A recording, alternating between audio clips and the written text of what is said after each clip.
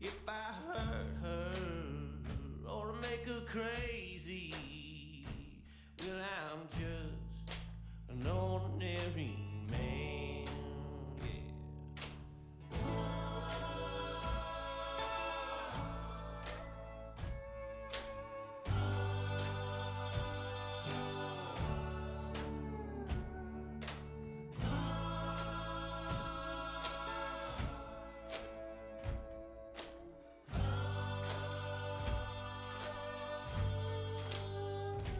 well, she smiles just like a river flowing softly to the sea. And she floats, floats, floats away my problems. It helps to take a little weight off me. Yeah. Helps to take a little weight off me. Helps to take a little weight off. Take a little weight off me.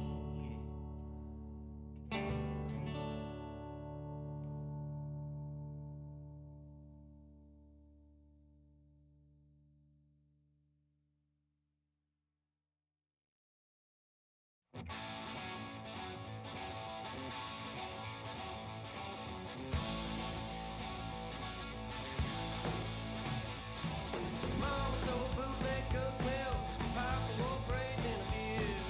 I grew up in a coyote house down the river from here. Done school, I hit the highway, strumming out the 145. Played it at the stage, you know that's it. From the concert hall to the dive on a cheap microphone and an old guitar. A cheap microphone and an old guitar. I'm a big star in my local bar with a cheap microphone and an old guitar. Oh, I know I never gonna go. But it helps to soothe my soul. Still, I can get out on the highway a few times a year. Throw the gear in the bin in a rental van, roll on out of here. It's 8:30 Mountain Time, 10:30 Eastern. On this beautiful Thursday morning, Ryan Jesperson here with you, Samuel G. Brooks, my co-pilot on this morning. Morning, Real Talkers. And that's not an immediate out of the gate swipe at Texas Senator Ted Cruz that you're my co-pilot today. That's just a bit of a tease.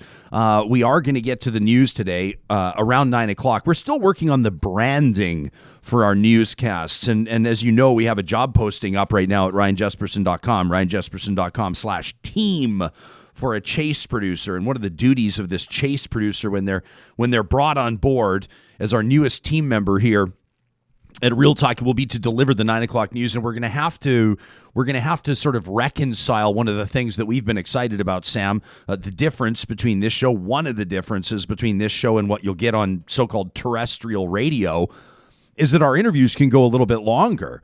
We don't have to worry about things like hitting commercial breaks right on time or getting to the news right on time, the things that these terrestrial broadcasters obsess over, because we know that you're here along for the ride. A lot of you aren't listening to this live. As a matter of fact, the great majority of you listen to this as a recorded show via podcast, and we thank you for making us Canada's #1 most listened to daily news podcast. But for those of you that are live, we know that, if you get your news at 8:59, unlikely, 9 o'clock on the nose, every once in a while, and 9 o'clock-ish, 9:03, 9:04, 9:05, or in a day like yesterday. We operate on ish time around here. Well, yesterday, Irshad Manji, so Oprah Winfrey has bestowed upon our friend Irshad, an Oprah Winfrey Leadership Award. Do you think we're going to leave her sitting in the bullpen for 6 minutes while I go on about news headlines? Probably not. It would be a bad editorial decision is what it would be. So as we prepare to welcome this chase producer, we don't know who they are yet, but as we prepare to welcome them to the team, we'll have to come up. We're looking for a sponsor. Might as well throw that out to the Real Talkers. We're looking for a sponsor for our news, for our 9 o'clock news, and we'll probably want to refer to it as the 9-ish o'clock news. I think we're looking for a sponsor that is that aligns with the idea that the news will happen. It just won't always happen at the same time. I wonder if it might be someone like somebody in the mattress business, the duvet business. I like that. The fluffy slipper business. The the puffy coat business, people that are like, hey, are you? We get to sample all these products first, right? Well, obviously. Yeah, I mean, okay. That's my only stipulation. we can't be talking about things we haven't sampled, Coming up in just a moment, I'm very excited to talk to Dr. Juniper Simonis. This was a suggestion that was put on our radar yesterday. Yesterday was a remarkable show for a number of reasons. We were experiencing technical difficulties. Sam was keeping his chin up and fighting the good fight. Sam, I felt like I was watching Rocky yesterday out of the corner of my eye. Like, Rocky's just getting his ass handed to him, but he's going to emerge. Rocky's not going to go down and stay down. There's not a chance. I appreciate the analogy because it sure. Well, maybe it did feel like Rocky in the middle of the fight over on this side of the room. You were bloodied and battered. There was there was a lot of internal panic yesterday. But you didn't sort show out some network issues. I would like to, on your behalf, retract the use of the word panic because there was no panic evident. I thought it was great, but there were some things outside of our control that were interfering with the show from a technical standpoint. I want to say a couple of things. Number one, we have left our 9 o'clock block open today because I'm going to get to these. I have a stack of emails just from yesterday. Unbelievable. Real talkers en masse. It was amazing to hear from you as you were sorting out your thoughts on some of the things that I was clearly sorting out my thoughts on yesterday. I went on a bit of a rant, an impromptu one at that. Something I feel strongly about and something that I know many of you feel strongly about as well. So we had kind of the technical difficulties, but then we also had, in my mind, back-to-back conversations that were absolutely amazing. Number one, whistleblower protection. The role that whistleblowing plays in the, what do we want to call it, the accountability process. And then we transitioned from that into moral courage in messy times. And what an amazing stretch exercise that was. It jumped out at me. It's going to stay in my mind what Ms. Manji had to say to us, where she said, moral courage is not speaking truth to power. That's the easy part. Moral courage is speaking truth to the power of your own ego. Just like, what a profound statement. When she said that, I just went, like, whoa. I thought... Were you like me and probably a whole bunch of the real talkers that, like, immediately after that interview, you registered for her talk tonight? It's free. Yeah. It's put on, it's part of the Edmonton Public Library speaker series. It's co-sponsored by the Shift Lab. And, oh my gosh, who's the third sponsor? They're not going to appreciate that. But it's the Edmonton Public Library, the Shift Lab, and somebody else. My apologies. Anyway, you can check it out at epl.ca/speakers-series. Earshot Manji tonight, I think it's 7 o'clock Mountain, 9 o'clock Eastern. Is that right? That is correct. And it's a free virtual event, Moral Courage in Messy Times. Encourage you to sign, like, why wouldn't you? Encourage you to sign up for that. We got a note from Katie Cook Chivers down in Calgary that said, I became an instant fan and signed up right away for that. So and then we have Blake Desjardins on from Blake is holds a national position with the Métis General Council and obviously yesterday I think the reason why I'm hesitant in introducing him with his professional designation is because that really had nothing to do with his perspective yesterday. He was honoring his cousin Pierre. He was talking about the memory of his cousin Pierre, who the family lost to the street, so to speak. But he talked about Pierre's wonderful character qualities and what an amazing person he was growing up, what an amazing cousin he was, the outdoorsman that he was, how he would relate. I mean, what a powerful story, how he would relate. And just on a side note, just to toss it in, the interview was interrupted. We got booted off YouTube yesterday. Of course we did. Somebody wrote into the show and said something. There's something like the Mercury. What is it? Not the. One not of our, equinox, but it's like the Mercury grade. Mercury's in retrograde. Mercury's. Someone wrote in simply to say, "Fellas, hang tight. Mercury's in retrograde for like 4 more days or something like this." That was courtesy of our friend Lauren that we've named. Lauren. Yes. Okay, perfect. So Blake Desjardins, his interview gets interrupted like mid-interview. So if you missed him and what he was talking about, you're not going to actually catch a big chunk of it on our YouTube. It's the first time it's happened to us in 56 shows I think we've done.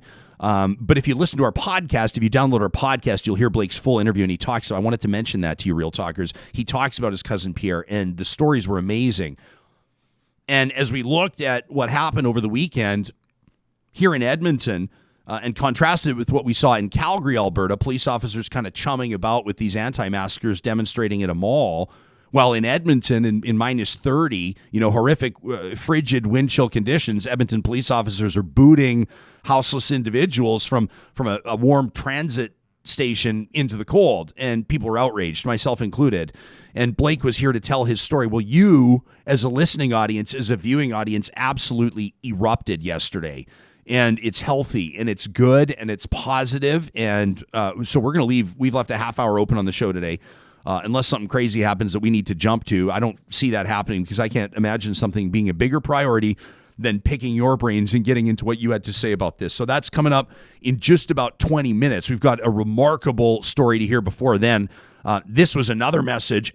As I'm going off yesterday, as I'm working my way through my thoughts, a viewer writes in on the live chat and says, Ryan, not to make your head explode even more, but have you heard about the story in Portland with the police guarding the dumpsters at the Fred Meyer? And I saw it live, but I was like, it wasn't the right time to look it up. I was kind of channeling my energy.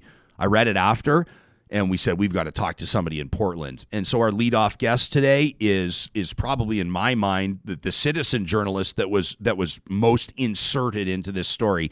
So Dr. Juniper Simonis will be joining us in just a moment. Wanted to remind you that each and every morning we're proud to proclaim from the rooftops that when we are trying to understand crypto and Bitcoin, we go to the team at Bitcoin Well. And we're very excited to have them on board as our presenting sponsor here on Real Talk. 2021's been a huge year for Bitcoin. But if you're among the majority of people, like the people that chimed in with our Real Talk question of the week last week, and we were talking about crypto and Bitcoin, and a lot of you were saying, I just have a very, very basic understanding of this. If that's you and you want to learn more, you can find the team at Bitcoin Well. Just check out the sponsors tab at ryanjesperson.com. Real Talk starts right now. Here's Ryan Jesperson. So this is what we'll call listener-generated comments. This is a listener-influenced editorial right here, and we appreciate those of you that let us know who you'd like to see on the show. That includes Dr. Juniper L. Simonis, a PhD in ecology and evolutionary biology from Cornell University, the owner and lead scientist of Dapper Stats, founder of the Chemical Weapons Research Consortium, and by the way, a 4-time world champion skater with the Women's Flat Track Derby Association. But it was Juniper's citizen journalism that caught our attention, as mentioned, flagged by one of you Real Talkers yesterday. And as we took a look at their Twitter profile, at their photos, at their videos, we said, we need to talk. Dr. Simonis, welcome to Real Talk, and thanks for making time for us today. I think we might be on mute. We'll get you off mute, or are we good? No, we have audio. This is not on mute. But Okay. I'm also not Want to seeing try their again, level Juniper? chart. We'll see if we can. Can you try again? They're working on it on their end. Okay, you know what? Okay. We'll just Yeah. We'll just Why don't you? Yeah, Okay. So here's the deal. So we will troubleshoot it. Hey, don't worry. Every once in a while, like 12 minutes into a show, when stuff like this happens, and you go, "Is this going to be like yesterday?" And we go, and it doesn't matter, because if it is, we got you Real Talkers, and as mentioned, a fistful of emails. So why don't I get into one of these? All right. So I was a little, I was passionate yesterday, and it prompted Joan to send me an email to talk@ryanjesperson.com. And she says, Ryan, today, she wrote me this yesterday after the show. She says it was something I've never experienced before. As the episode played out, I could feel my ire being elevated from the talk about the Center for Free Expression, Ryerson University, the whistleblower conversation, to hearing from author Irshad Manji, to hearing from Blake Desjardins, that young man talking about the death of his family member, Pierre, his cousin, on the streets of Edmonton, to your rant, Ryan. I was feeling more and more anger and frustration. Joan says, I actually cried during your rant. I've never shed tears watching YouTube. Thank you for that. She says, like you, Ryan, I grew up privileged, white middle class family. I rebelled, so maybe my early adult life wasn't quite like that. I lived hand to mouth for a short time while I was pregnant. I lived paycheck to paycheck for many years. And after my first divorce, says Joan, my first one, I married an Indigenous man. She says, wow, did that ever open up my eyes?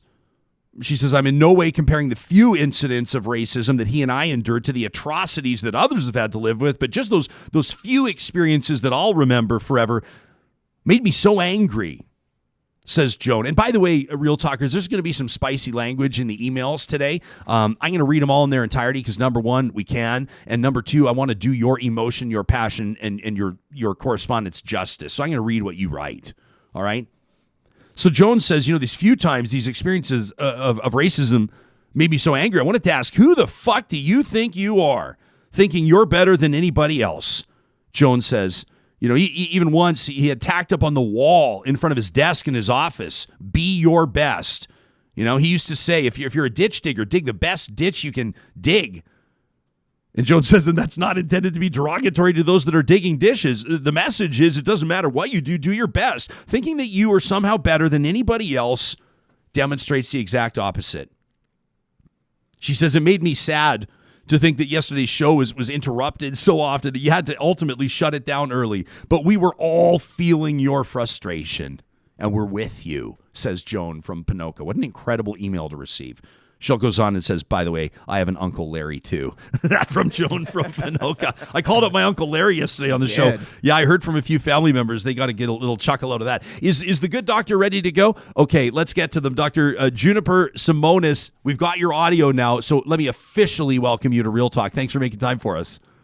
Yeah, thank you very much for having me. Sorry about the hiccup there. It's early in the morning, and I am not a morning person, and I had the wrong microphone clicked on. Let's clarify that you're coming to us from, unless it's a suburb, you're coming to us from Portland, Oregon, correct? So you are in the Pacific time zone, which means you have woken yourself up like bright and early to make this appearance, which we very much appreciate. There's some background here that I think is relevant when we get to the why you were where you were outside Fred Meyer and why you were doing what you were doing. And there's a tie-in here to the murder of George Floyd, isn't there?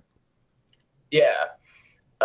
So my interest in documenting the police, both Portland police and federal police, as well as, the jurisdictions in the middle, like the county and the state, has really come as a result of my interest in understanding the ecological impacts, the environmental impacts of chemical weapons that are being used by law enforcement on protesters who are standing up for racial justice and Black lives and Indigenous lives.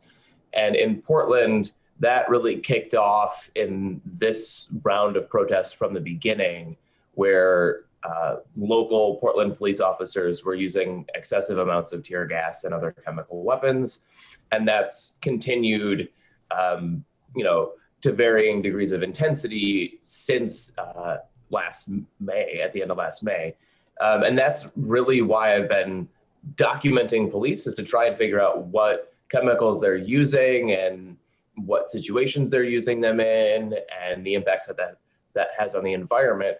And so when I found out that there were police officers who were going to this situation at Fred Meyer to guard private property and were basically escalating the situation in a way that they often do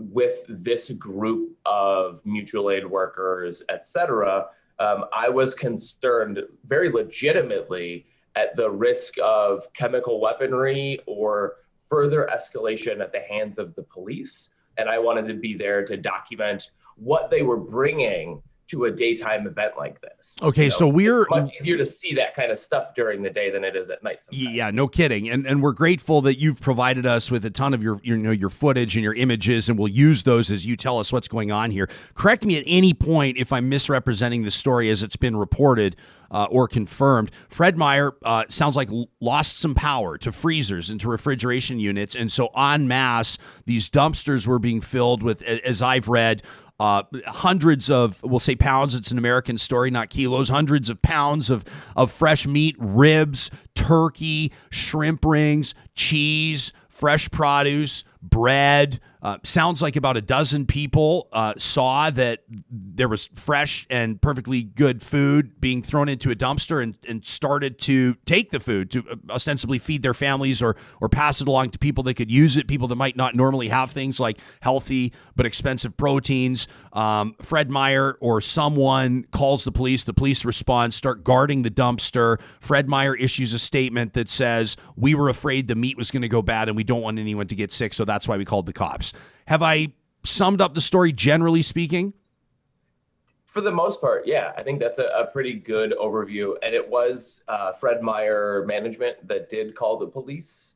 And they called the police on 3 people, documenting 9 employees guarding food so that nobody could come and see what was in there.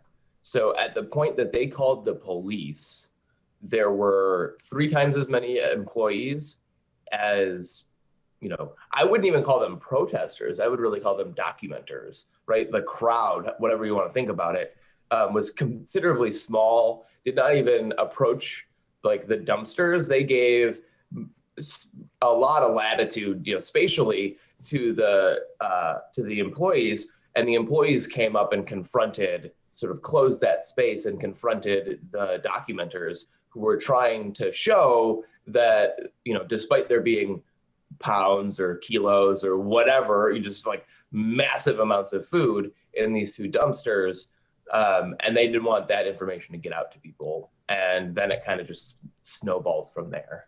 What were you, as we take a look at some of your images, what would you characterize to be, when you take a look at this story, what do you characterize to be the most egregious element of it? Is it people were being denied access to food?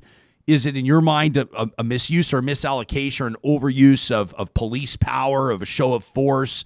Is it obviously the trend of food waste that I think is most notably on display in North America? What really grinds your gears the most here?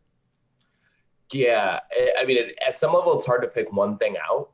It is, kind of across the board bad, right? Just the amount of food waste that's in general in the U.S. or North America is atrocious, let alone in these kinds of conditions where you have a situation where 2 people or 2 groups of people are getting the raw end of the stick. You have the people who are at home or out on the street or wherever that don't, have lost refrigeration or don't have access to food because of the conditions. And then you have the stores who can't legally or, within their own ways of thinking about it or whatever, sell that food anymore and need to get rid of it because they don't have refrigeration either. And yet capitalism and the ingrained security state and policing that prioritizes property over human life and dignity is on full display here. Doctor, did you hear? Are there nonprofits in Portland that have been speaking out against this? Whether it's sort of inner city agencies or anti-poverty networks, have people been going on the record? Is this a pretty big story in your neck of the woods? Yeah, so it's definitely picked up steam internationally. Thank you, as well as nationally and locally, and I personally have been. I don't know, my heart flutters at the degree to which the vitriolic comment sections of Facebook and Twitter and such that normally would lambast anything that's even like remotely, mutual aid, Antifa, whatever, all of a sudden flipping and just being radicalized by police who can't see past the immediate situation that they're dealing with and understand the amount of people that they're impacting. Did you witness what you? I mean, did you? I haven't seen.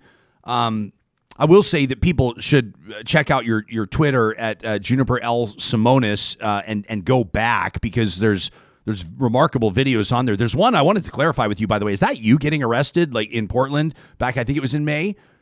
Surrounded by like about 10 National Guardsmen, it looked like. Yeah, so that was me in July.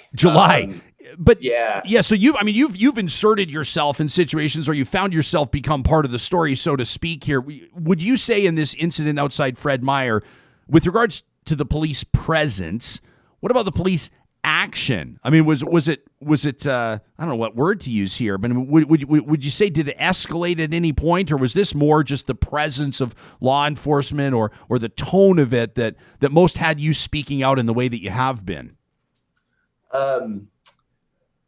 Yeah, so it was the presence of law enforcement, the invocation of the just like severely bloated police department by private property, like to guard trash that could feed people. That's right? just like weird. That's so weird. It's just unconscionable, Yeah. right? Like, but to me, right, like it falls in line with what the police do now in Portland, which is like anytime somebody who is reasonably frustrated about the state of things breaks a window, or like around the ICE building, the ICE rental property in South Portland on inauguration night, where they unleashed probably close to 1 kilogram of active CS agent in a neighborhood right next to an elementary school and stuff.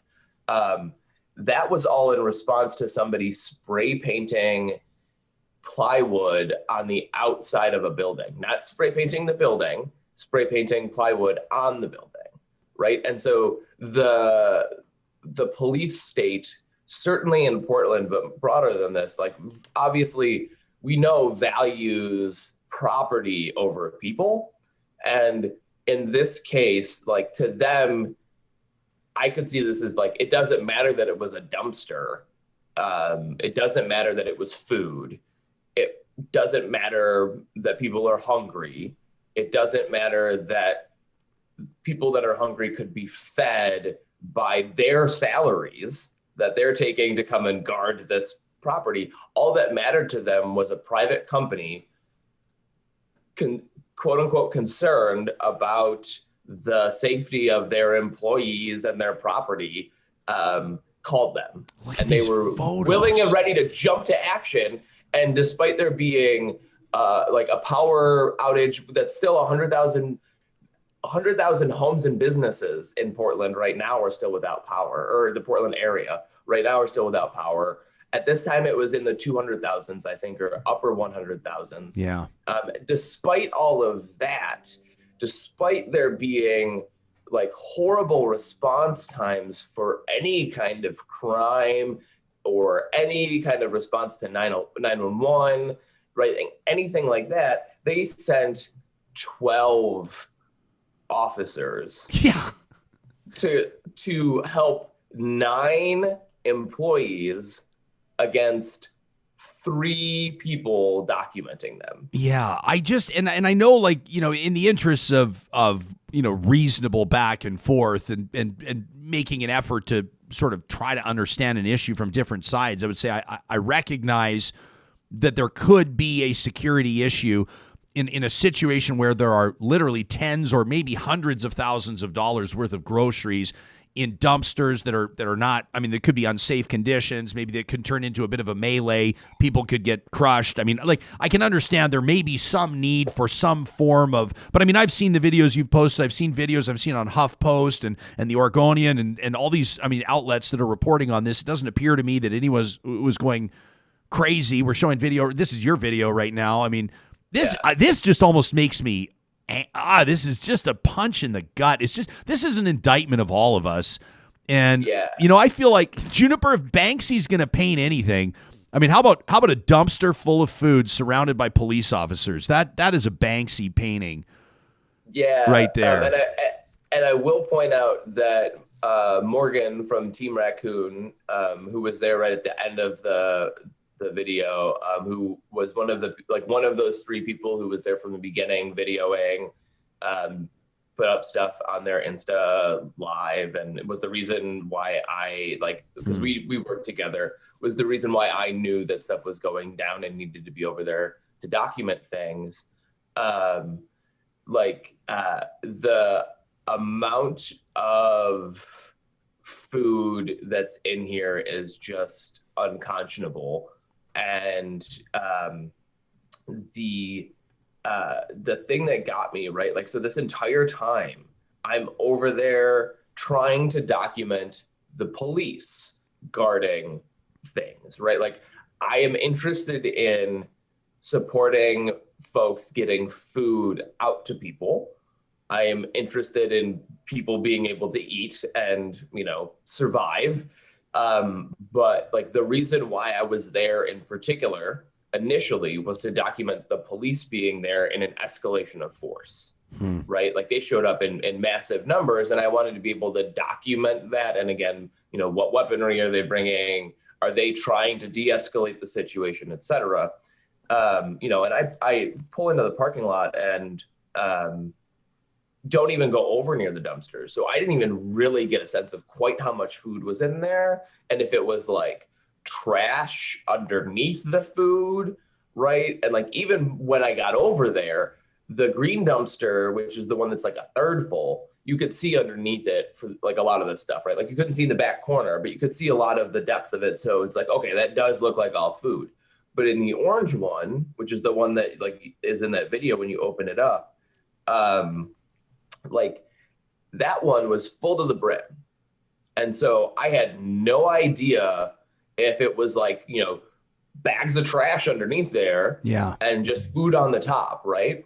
And so when folks decided that like the easy way to access this was going to be through the side doors, which makes sense, and they opened it, I didn't know what I was going to see.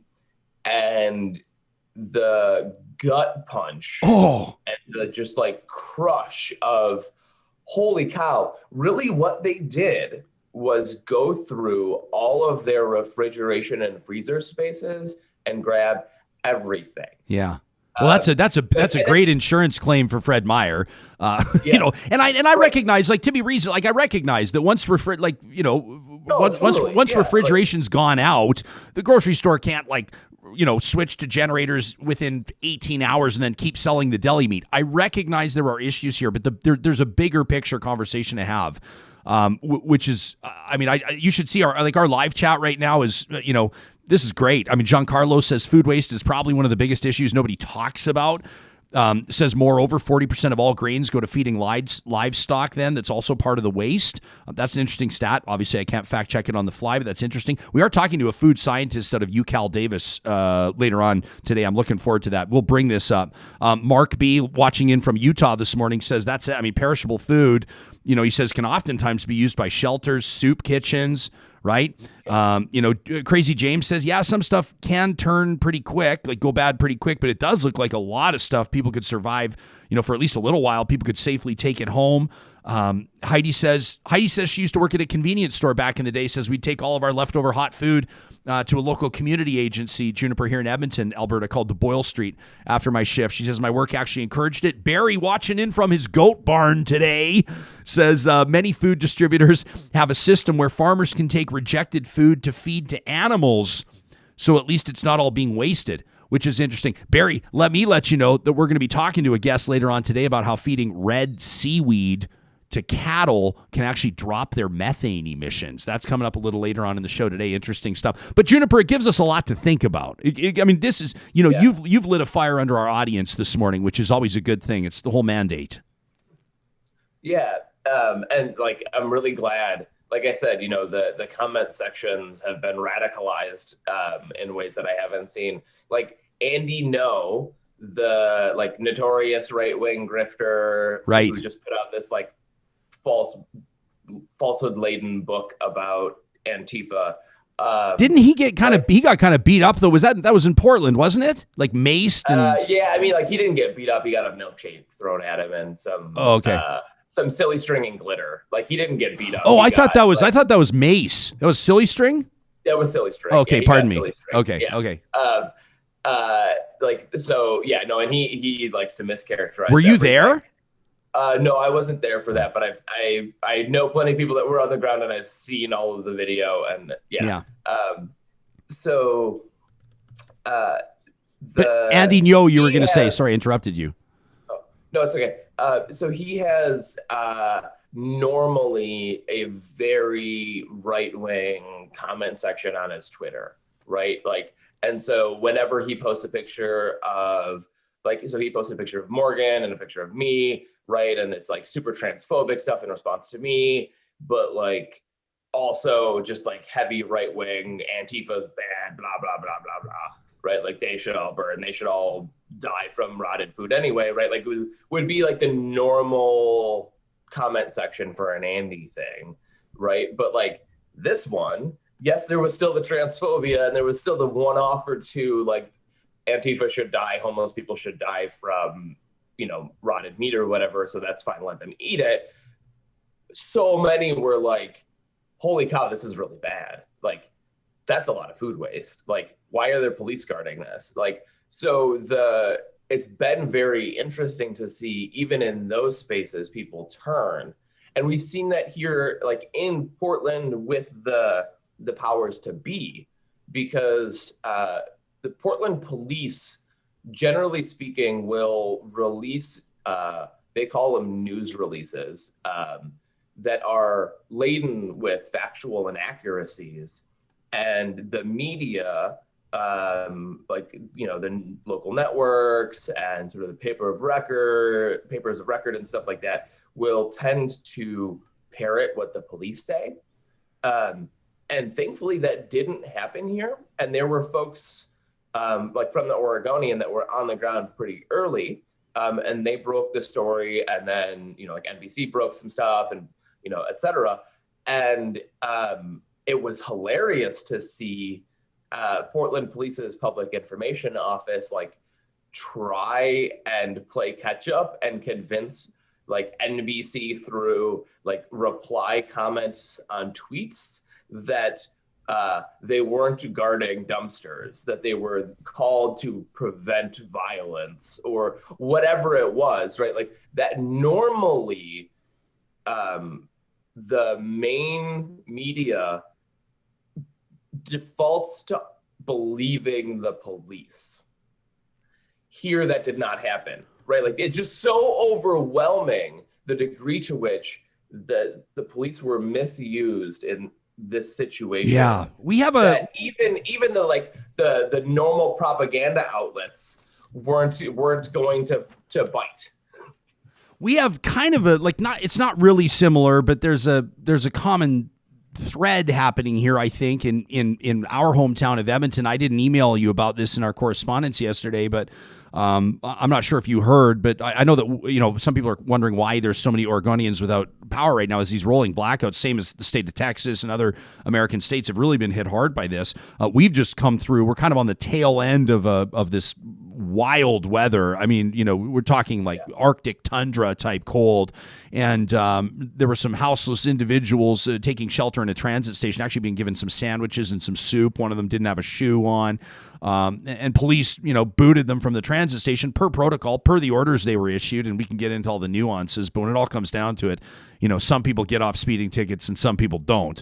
Let's just say police officers have employed and used discretion every single minute of every single shift. So I'm only going to buy that excuse to a certain degree. It takes a certain lack of humanity, I don't care what orders you've been given, to kick someone into minus 35, especially without shoes on, to pull a sandwich from their hand, from their mouth, literally to pull the sandwich out of their hand. I mean, that to me is just, and the interesting thing, Doctor, is that, like I said, this interview is going a little longer than we asked you for. I apologize. We'll let you go at some point to get your day going. But I mean, like, we have a ton of messages from people that are like, this is the first time I've spoken out against the police. This is the first time I've ever written the chief of police a letter. This is the first time that I've ever spoken publicly. My husband is a police officer. My dad was a police officer. I respect the police. I'm grateful for the police, but this is bullshit. And we're getting a ton of messages about that. And it's a remarkable situation when that happens. It says something.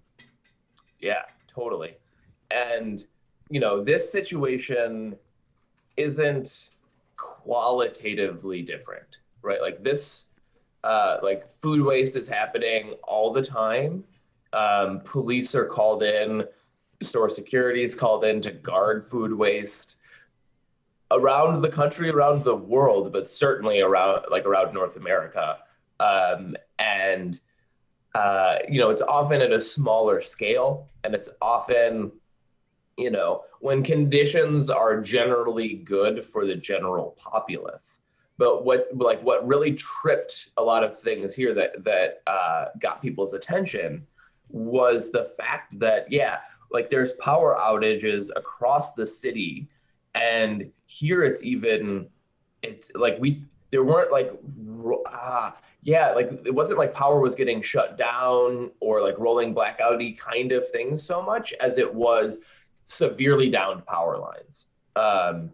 And so Portland doesn't have situations where trees come down more than, a couple power outages more than a couple times a year, right? So, you'll get a power outage in a local area, but it'll just be like that one tree in that one old neighborhood that fell.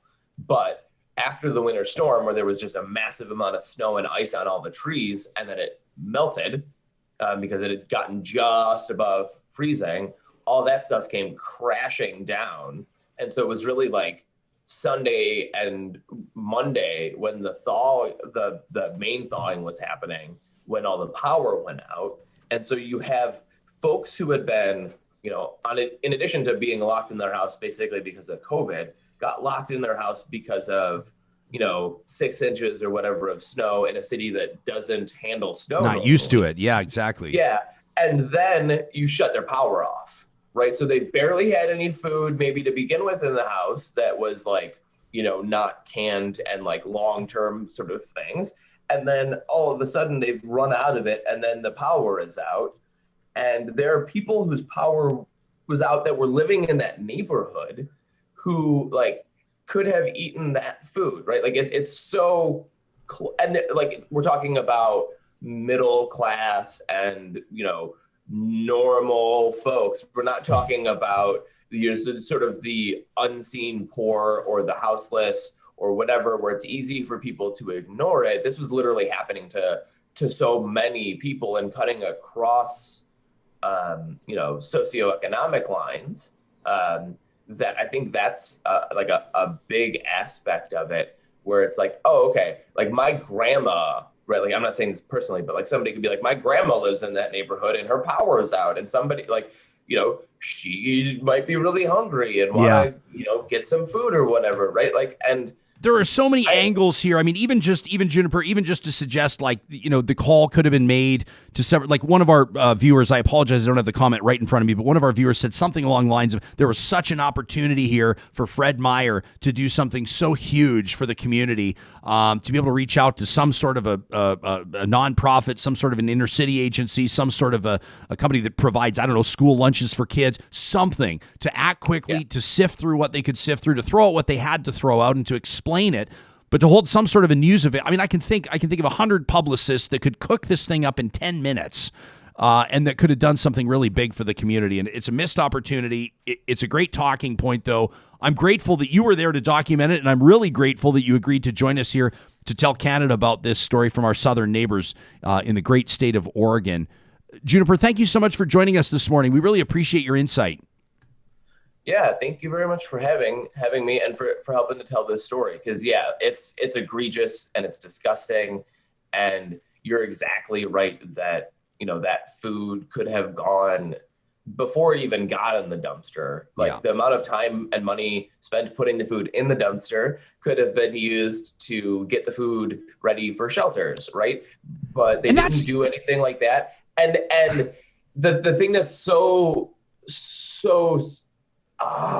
frustrating is, because of the winter storm, folks were getting off the streets into warming shelters. The warming shelters have had to get closed because there aren't enough volunteers, yet the city is paying police to go do this, right?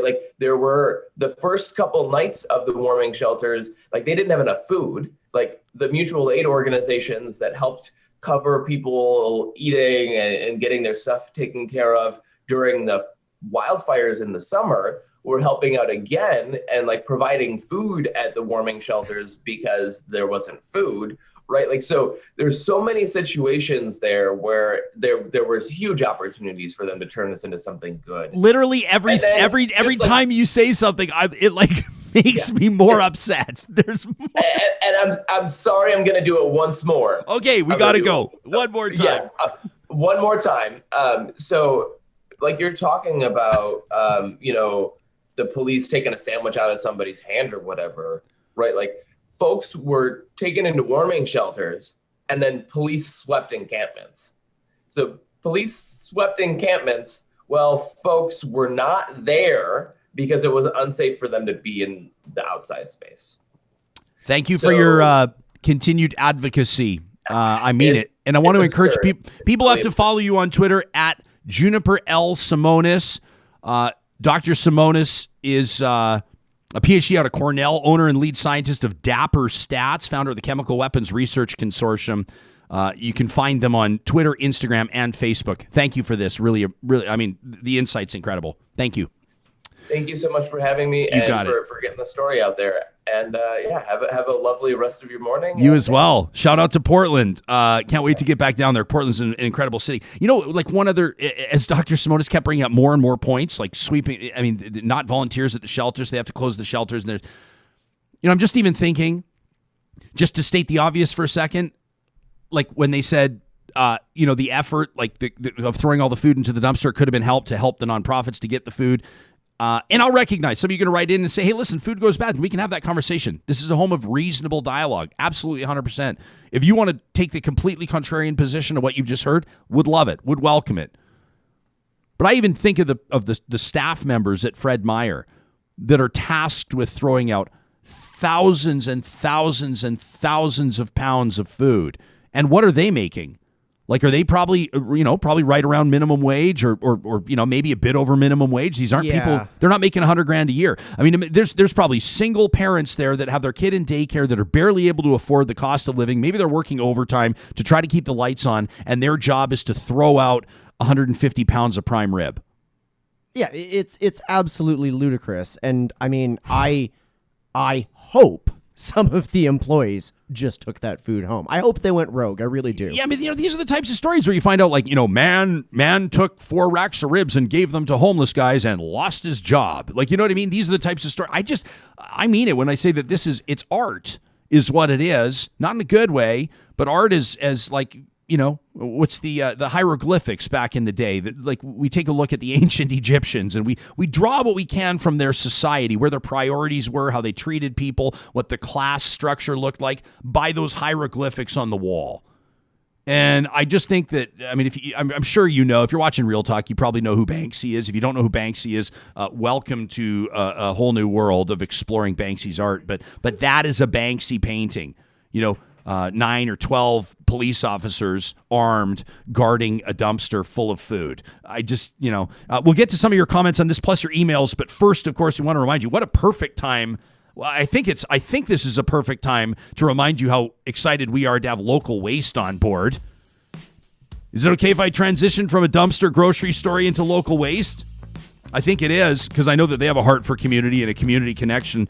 I know the owners personally, and if you do business with them, you'll know them personally as well. That's how they roll. It's how they've rolled for more than 25 years. Chris and Lauren Labassiere would love to hear from you. If you have a small or large-size business, 780-242-9746 is the number to get them at directly, or localwaste.ca. They love to talk trash. Our trash talk, by the way, scheduled for tomorrow. Your chance to get whatever off your chest is shaping up to be a doozy. But it's not too late to send us your email to talk@ryanjesperson.com. Also wanted to remind you, speaking of grocery, the team at Friesen Brothers. How about that? A grocery sponsor and a dumpster sponsor after a story about dumpsters outside grocery stores. Friesen Brothers getting set to open their 15th location, and it's in the city of Edmonton for the very first time. It's opening March 5th, just off the Henday at Rabbit Hill Road. It's going to turn the grocery game upside down and reinvent it. We're talking craft beer on tap, a grill, a fabulous Forno pizza oven, a spot where your family can hang out and have dinner by a fireplace. They sell groceries too, right? They do sell groceries as well. This is going to be my plan. We'll go as a family. It'll be a family outing. Carrie can do the grocery shopping if she likes, only because she wants to, not because I'm assigning the role. And then I can hang out and sip craft beer by the fireplace. It sounds like a pretty good deal for me. I'm going to take Carrie's side on this one. I find grocery shopping quite relaxing. I'm the guy that she doesn't trust me. Oh, yeah. Like if we need something like a Sunday morning, I have no problem rolling into the store and picking up breakfast. I love grocery shopping. My thing about grocery shopping, because it's legal now, I can just say these things. We're hearing some other music coming through. You hearing that? Maybe it's like, there we go. I hit the news button, which is right next to the transition button. Were you trying to send me a message that we're 18 minutes late for a newscast? We live in ish time. We do live in ish time. I was just going to say, smoking one and going grocery shopping? You kidding me? Penny says, in the last week, I've heard homeless people referred to as houseless. Is this a new thing? I don't know if it's a new thing. All I know is that several people reached out to me and said, hey, Ryan, want you to think about the language that you use. And I put some thought into it. And then Blake Desjardins yesterday on the show basically said, he said, houseless is the word because a lot of these people that are without shelter right now are at home. They're home. This is their homeland. He talked about his uncle Pierre. It was it's a tragic story. Pierre died on the street, and I think it's obviously informed a lot of Blake's thoughts and positions and probably where his heart is at with regards to social justice, as would be the case with anybody that loses a family member or that has walked a mile in someone else's shoes. But he explained it. He said that he was at home. Pierre was at home, with Treaty 6, Treaty 7, Treaty 8, whatever, or whether you're Indigenous background or not, you are. This is your home, but you don't have a house. And I thought that makes absolutely perfect sense. So I just on the fly decided that I'm going to change my language on that because it just makes more sense to me. So, you do you. I love this. People are chiming in, though, on food waste. Really interesting comments here. And some of you, of course, are talking about the policing stories closer to home, which is understandable as well. Heidi's watching. She says, when we visited New York, we were stunned. She says, all caps, we were stunned at the amount of day-old baked goods put out on the street at night. Says explains the rats, but we couldn't help but ask, why is this stuff not being donated? Right? Why wouldn't they donate it? Chad says there was no thought put into any value capture to support community with this issue in Portland. It is such a tragedy. Samira is wondering, couldn't the city of Portland, maybe elected officials or someone, organize something with grocery stores for food intended for disposal? Emma wonders, what if companies just put a sign on their dumpster that said, hey, if you eat food out of here, that's at your own risk, bro. That from Emma. I know that we've talked to, on my previous radio show, I talked to a guy. I wish I could remember his name off the top of my head. I can't, but he basically feeds. He's a fascinating guy. I'll see if I can track him down. I'd love to check in with him again, but he feeds himself via dumpsters. And it was a really interesting conversation. And he said, groceries are expensive, but money's not the number one reason why I do this. He said if you can get over the hump of what sort of how, the idea that you're getting into a dumpster to get your food. He was like, the food is good. It's not rotten. He said, I eat well. I remember that he laid out, gave us an idea of what he had eaten that week and what he had pulled out of the dumpster and what he'd actually paid for. And he had paid for very little. And he just said, people don't realize how much food we throw out. And there's our psyche, our collective psyche requires a major reset. And the interview made an impression on me. The whole idea about food waste, we ignore it. I think food waste is the world's most solvable problem. You know what I mean? It literally is, there's extra food here and there's hungry people here. And this happens everywhere, all over the world. So much food is wasted. The thing that is sticking in my head a little bit, and this is, a slight at the management of Fred Meyer, is just the cost. Because I have in the course of my life both rented a large truck and rented a dumpster for a project. And a dumpster's 4 times the cost of a truck that would hold that much food to ship it down to a shelter. So it just it blows my mind. The staff guarding it, the cost of the dumpsters itself, the fact that they had to bring the police in, they're willing to pour money on getting this food out of people's hands. Yeah, and I want to keep saying, because it is relevant, and I think we're going to be naive if we don't acknowledge that there are some things that would be non-starters.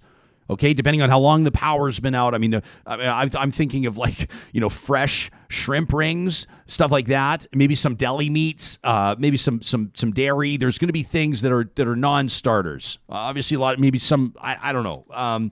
Some of you are making points saying, well, if Portland's got these rolling blackouts due to extreme winter weather, the stuff's probably not going bad that quickly either in the dumpster. There are going to have to be some judgment calls here. You may have to have some sort of a public health official. Obviously, we know that generally speaking, once you do involve the bureaucracy, though, that's where everything's going to hit a wall.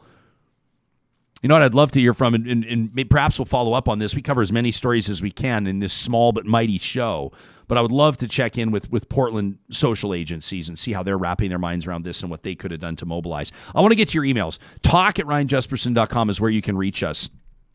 Yesterday's show is a special one.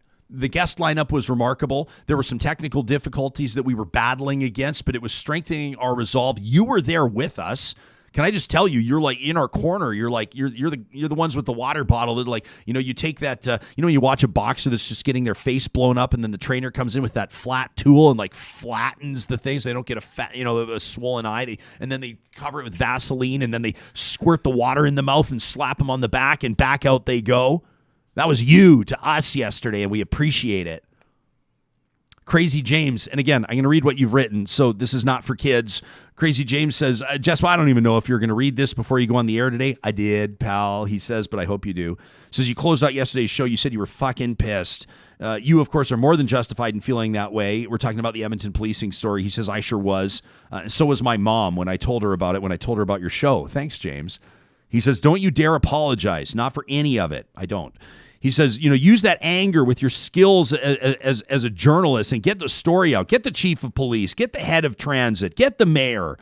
Get them all at the same time if you can. Somebody has to answer for what happened. And I don't think that any traditional media outlet will push those individuals like you will. The incident demands consequences. And I have faith that it's you that can get that job done. James says, I'll see you in the chatterbox. All right, pal.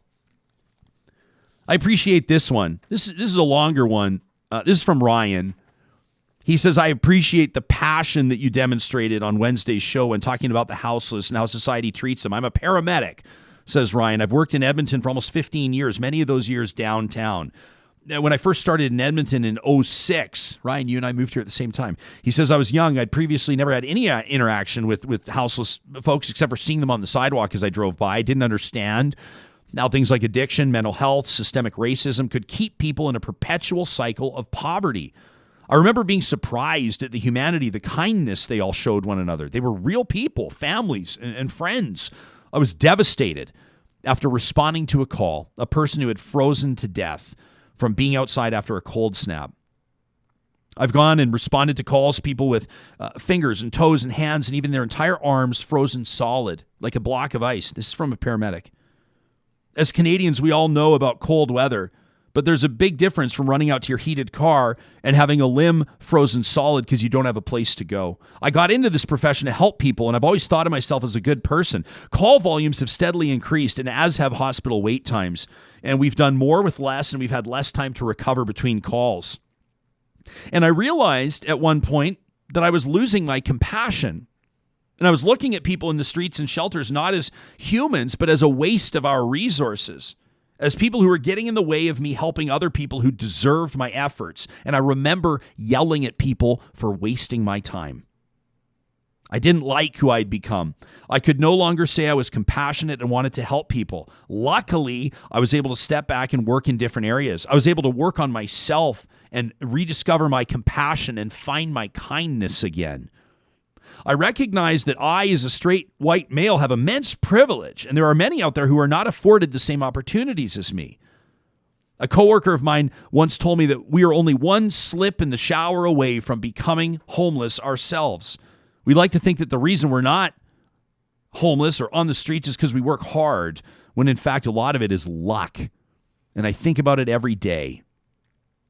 I would like to believe that the officers that kicked people out into the cold were once good people. I'm in no way excusing what they did, but a part of me sees myself in them. I hope they'll be able to find their kindness and their empathy again.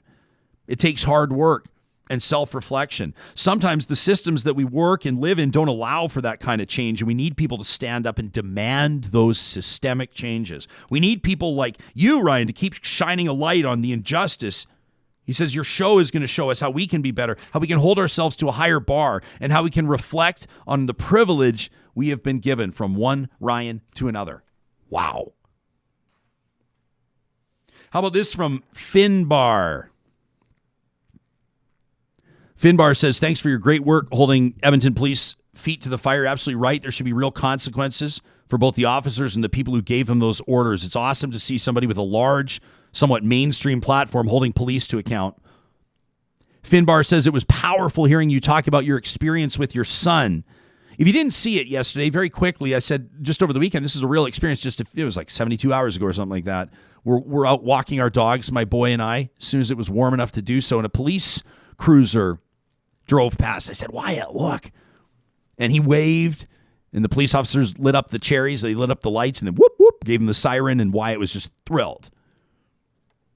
And I went on to say that, Wyatt's 5, and although, by the way, his kindergarten teacher has been doing an amazing job with Black History Month, Wyatt came home talking to us about Martin Luther King Jr., and I mean, it was just, it blew my mind what they're getting into in kindergarten.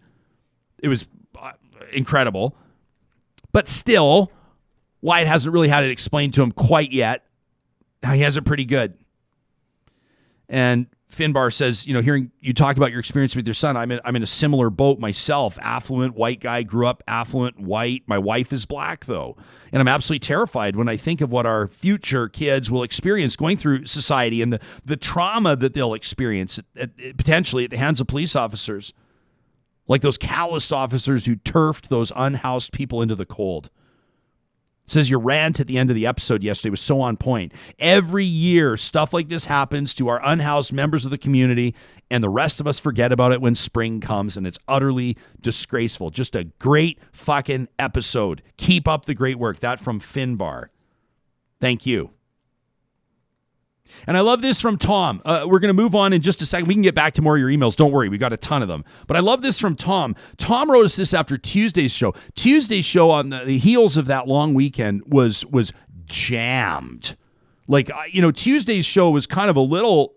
it was a little tough to keep up with because we had Irene Deschênes on. The Supreme Court had just ruled in her favor against the Archdiocese of London. She's fighting the Catholic Church in court, right? She's a sexual abuse survivor.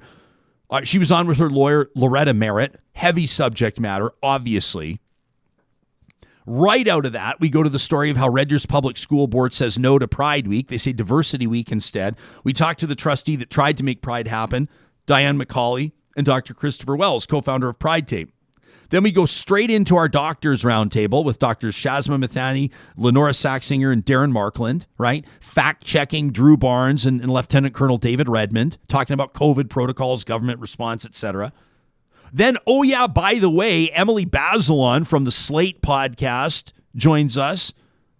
Political Gab Fest. I mean, Emily was a huge get for us. And then Russ McMeekin, the CEO of mCloud Technologies, on why they moved to Calgary. The first time we've ever had 9 guests in one show. And at the end of the show, when Sam and I were kind of catching our breath, I thought, I was riding a bit of a high from the caliber of guests that we had, but I thought what's regrettable is we really didn't hear from our listeners, our viewers. I try to incorporate your comments from our Twitter hashtag, RealTalkRJ, or from our live chat as well as often as we can, but it was one to another, to another, to another. And Tom wrote in, and this resonated with me, and I wanted to read it. Tom says, I really like the shows where you take your time and when you let people talk and emote. I love that verb. He says, it seems to me that this comes from an unhurried approach, allowing the guests time to do exactly that. He says Tuesday's show was interesting, it was challenging, and it covered many important areas, but in my opinion, too many.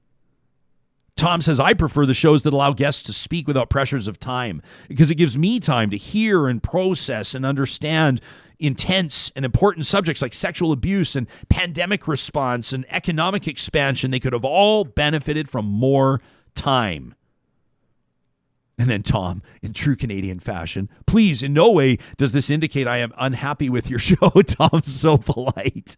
He says, much to the contrary. He says, I support and I watch your show as much as I can, and this criticism will not change that. Tom, that's an amazing email.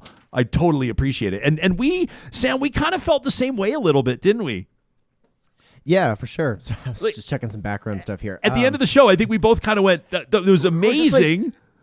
Like you kind of, I mean, I'm so torn on this because I don't want to say that was too much, but after that show, it's just like, I don't know which way is up and down right now. Like my head is spinning. Like we bounced around so many places on Tuesday's show, but it was great. It was fantastic. Yeah. And I totally felt the same way. So all of this to say, Tom and everybody else, the thousands of you that watch and listen every day, and it's just, that blows our minds. We're like 10 weeks old. We want to hear what you would like to see on the show. We want to know what you would do differently. I've always been this way for a 15-year broadcasting career. People would come up and say, oh, we watch breakfast television every morning, or we love the Ryan Jesperson show on that other radio station, or we watch Real Talk and we love it. And if you know, because if you've ever come up to me and said, I don't say, oh, thank you very much. Thank you very much. It's, what's the first thing I say to you? The first thing I say to you is, thank you very much. What's one thing you'd change? I want to hear from the hardcores. I want to hear from the people that make this appointment tuning. I want to hear from the real talkers. What's one thing you would change about the show? We're going to talk about sustainable beef. Can it actually be a thing in just a second? Is the good doctor set to go here? All right. Very quickly, let me remind you that this show would not be on the air without the support of our amazing partners, like the team at Grand Dog Essentials, quality raw dog food. This is what we feed our dogs, and we've fed our dogs this quality raw food way before I had a business relationship with Grand Dog. The reason why we're partnered together is because we're walking in a journey together of family-owned small businesses. This team, the Monsma's, amazing. They deliver to your doorstep. If you're in Calgary, Edmonton, the Red Deer area, central Alberta, they'll deliver whenever you need it. We get the delivery 2-3 times a month, depending. When our freezer needs to be filled, and the health benefits that we've seen, our holistic veterinarian lets us know that the food is doing wonders for our beloved family members, Moses and Monroe. If you use the promo code REALTALK, you're going to get 10% off your first order. You can link to Grand Dog Essentials under the sponsors tab at ryanjesperson.com. We're also thrilled to have Eden Landscaping on board. This is a team. Check them out at landscapeedmonton.ca. Their work speaks for itself. They've been doing it for more than 20 years. Carrie and I are already kind of dreaming, like, what could we maybe do to reinvent our backyard space? We got the perennials that come up. They're great. We got a couple nice trees, but like, let's maximize our space. You need a fresh set of eyes. The expert landscape designers that can also do the actual work. They design, then they dig, let's say, at Eden Landscaping. You can check them out again under our sponsors tab. Well, there's a bit of a theme to today's show. Like we told you, Dr. Juniper Simonis was booked because of a guest, or rather an audience member's suggestion. That's the exact same thing with our next guest. Darren wrote in after Trash Talk on Friday. You remember there was one in there. It was only about 2 sentences where the guy said there's no such thing as sustainable beef. He like lit a little fire and then he walked away from it. And of course, I thought we're going to hear from some folks on this. And we heard from Darren, and I love this. He says, just a quick note on that email from Jared during Trash Talk talking about sustainable beef. He says that the Canadian Roundtable for Sustainable Beef, which is what that McDonald's advertisement about, is definitely not bullshit, like Jared said. He says, I think it would be a great topic for you to explore. Darren says, now I'm a grain farmer, so I'm not an expert in beef production, but I have had an opportunity to see a couple presentations, and I've seen some great collaborations between ranchers and researchers and then end users like restaurants. He says, I feel like there's a lot of documentaries out there that are kind of one-sided, like Cowspiracy, and it's led to a lot of people deciding that it's just gospel truth that beef production's awful and that it's the number one cause of climate change. Darren says, now beef production definitely does have an environmental impact like all forms of agriculture and virtually everything that humans do, and there are things that can improve its sustainability. Says, but what I would ultimately recommend is that you check in with a professor at the University of California at UC Davis, Dr. Frank Mitloehner, who does work on greenhouse gas emissions from cattle, and he's done a great job of putting the whole story into perspective. Well, we immediately sent an email to the good doctor, a professor and air quality extension specialist in the Department of Animal Science. He got back to us in 10 minutes and said he would be delighted to join this Prairie podcast, Canada's most listened to. And it's a real pleasure, Doctor, to welcome you to the show. Thanks for being here on Real Talk. Thank you very much for having me. Frank, did I pronounce your surname correctly? I want to make sure I do. People call me all kinds of names. Mitloehner is the right way. Okay, great. So let's set the scene here, because you know exactly who you're talking to. We're coming to you from the province of Alberta. I know you did your PhD at Texas Tech. You've been around a lot of ranchers. You've seen a lot of cattle. Where does this conversation need to start? Is sustainable beef an oxymoron, or can it be possible? No, it's not an oxymoron at all. It's what beef production is and should be. The area where you are at used to be prairie forever. I mean, long before the white settlers from Europe came to Canada, came to the United States, those areas that you are in were roamed by large ruminants, by bison, by antelope, and so on. And in fact, if you look at the numbers of large ruminants today versus the numbers of large ruminants 150, 200 years ago, they were roughly the same. So I can tell you that the landscape that your beef producers are occupying with ranches has been in that kind of land use for hundreds of years, maybe thousands of years, maybe longer. Sustainable beef is absolutely something that can be done. And taking care not just of animals, but also of the plant communities and of the soils helps us to put a lot of carbon away in the ground, a process called carbon sequestration. Mix that with reducing the so-called enteric emissions, meaning what comes out of the front end of an animal, which can be done through feed additives and so on. And we can actually see a very different picture compared to what people hear in the media. So I wanted to do some, a decent amount of background research here, so I wasn't asking you the most elementary questions, but I know you'll recognize you're talking to an audience here of laypersons that don't have maybe the depth of knowledge you do. So, basically my understanding is that it's estimated there are approximately 1.5 billion cattle on the face of the earth. That cows emit, that the number one cause for concern here would be the methane, which is has the potential to be quite a damaging greenhouse gas, the most damaging of the greenhouse gases, if I understand correctly. And one stat that I saw, this was per a NASA report, this is from 2006, I'll acknowledge, was that the average cow's methane emissions equal one vehicle burning about 1,000 liters of gasoline per year. Do those sort of bullet point statistics line up with the facts that you might have in front of you? No. The short answer is no. So first of all, total number of cattle, that's correct. The vast majority of these bovines are in developing countries. And the reason why their numbers are so large in those countries is because these animals are relatively unproductive. So for example, it takes about 20 cows in India to produce the same amount of milk as one cow here in California. The same is true in many other developing countries. And in order to satisfy the nutritional needs of the populations, they grow their herds, and that's a problem. In most developed countries, the trend is reversed. We have shrunk our herds drastically. And when you shrink methane production, something beautiful happens. So first of all, methane is indeed a potent greenhouse gas. Not the most potent one, but a potent one.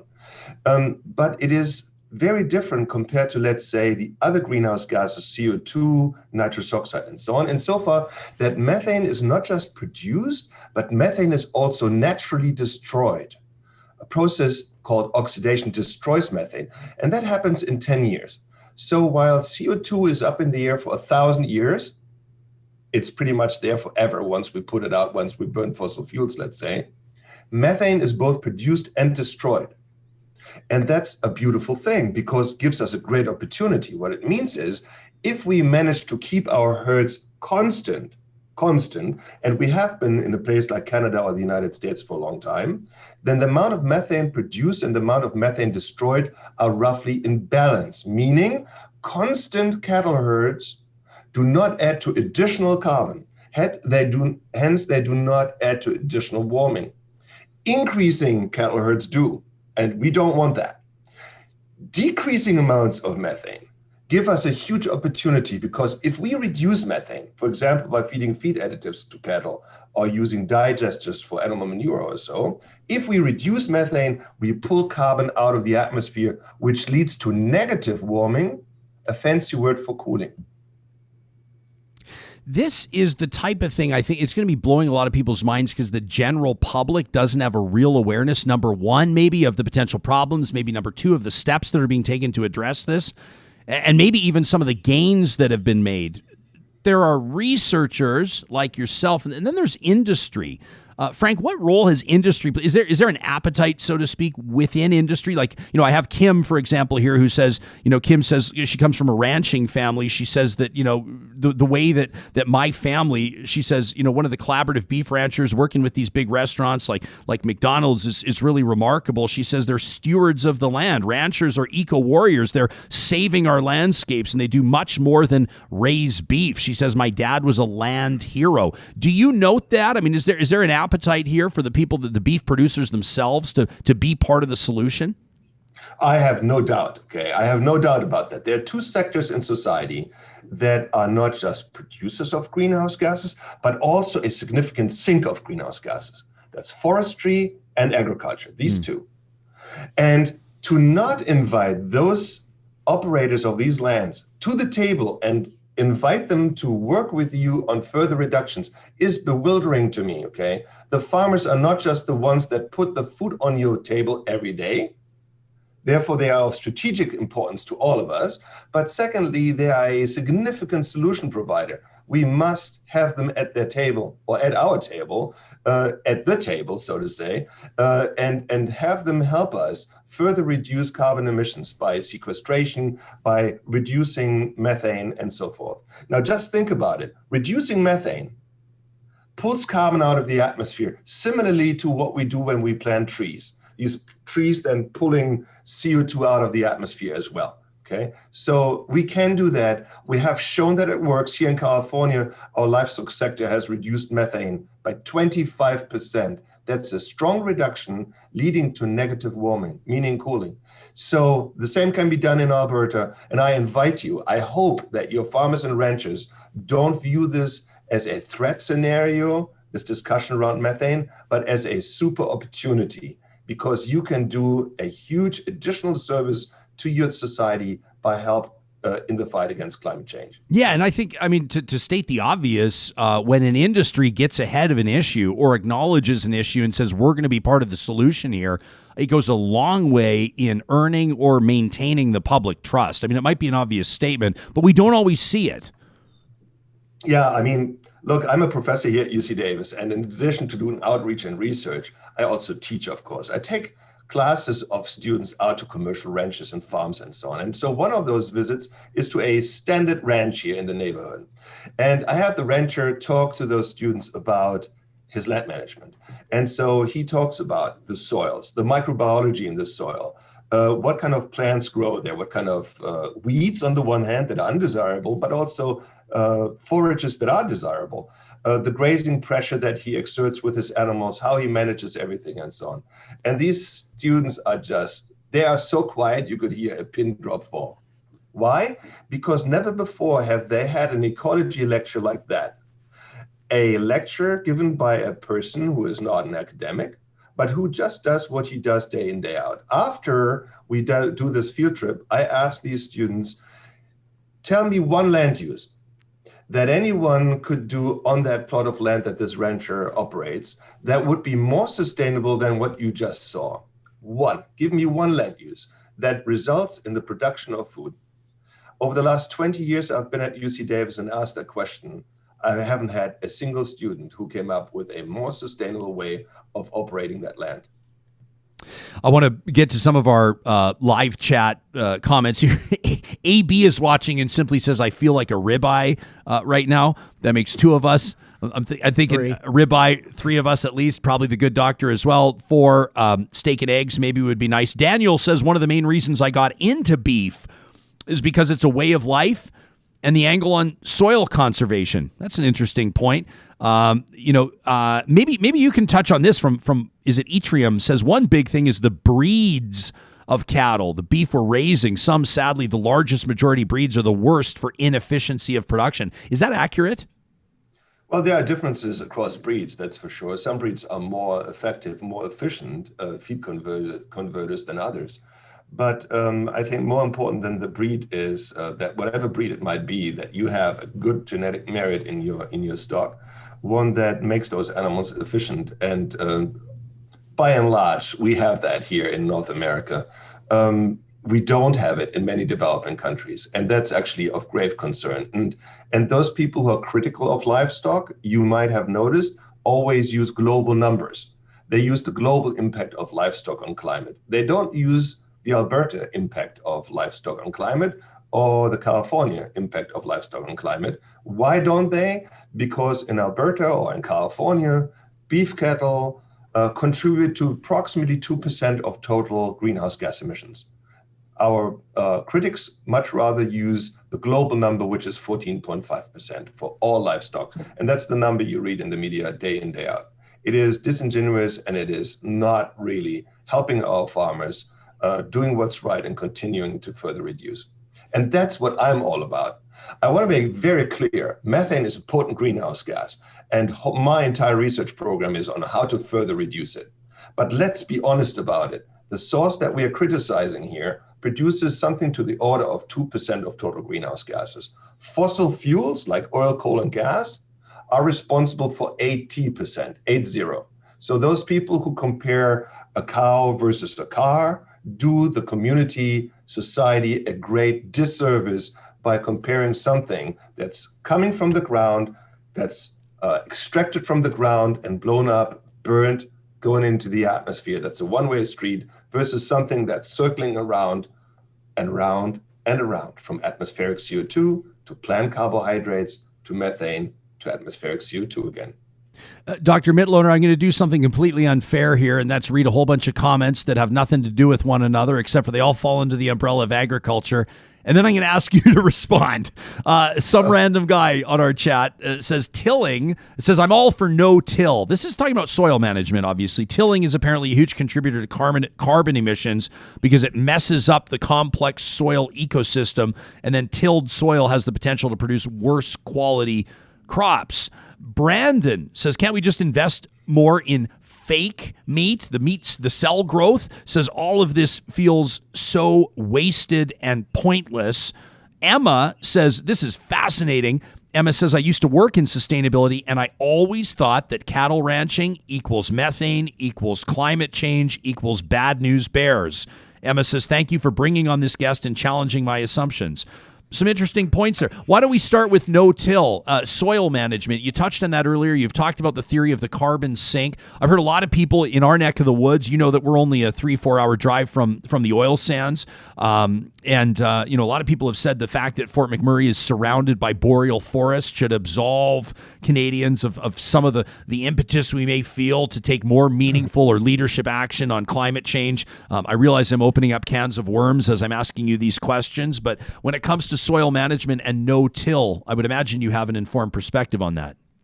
Yeah, let's start with a ranch. Okay, a ranch is generally not tilled. Okay, a ranch is a place that's vegetation, and we don't really do much with the soil itself. And so the carbon that the plants suck in during photosynthesis, the CO2 that goes into the plants, ends up in the roots and goes from the roots into the soil where it's sequestered. That's called carbon sequestration.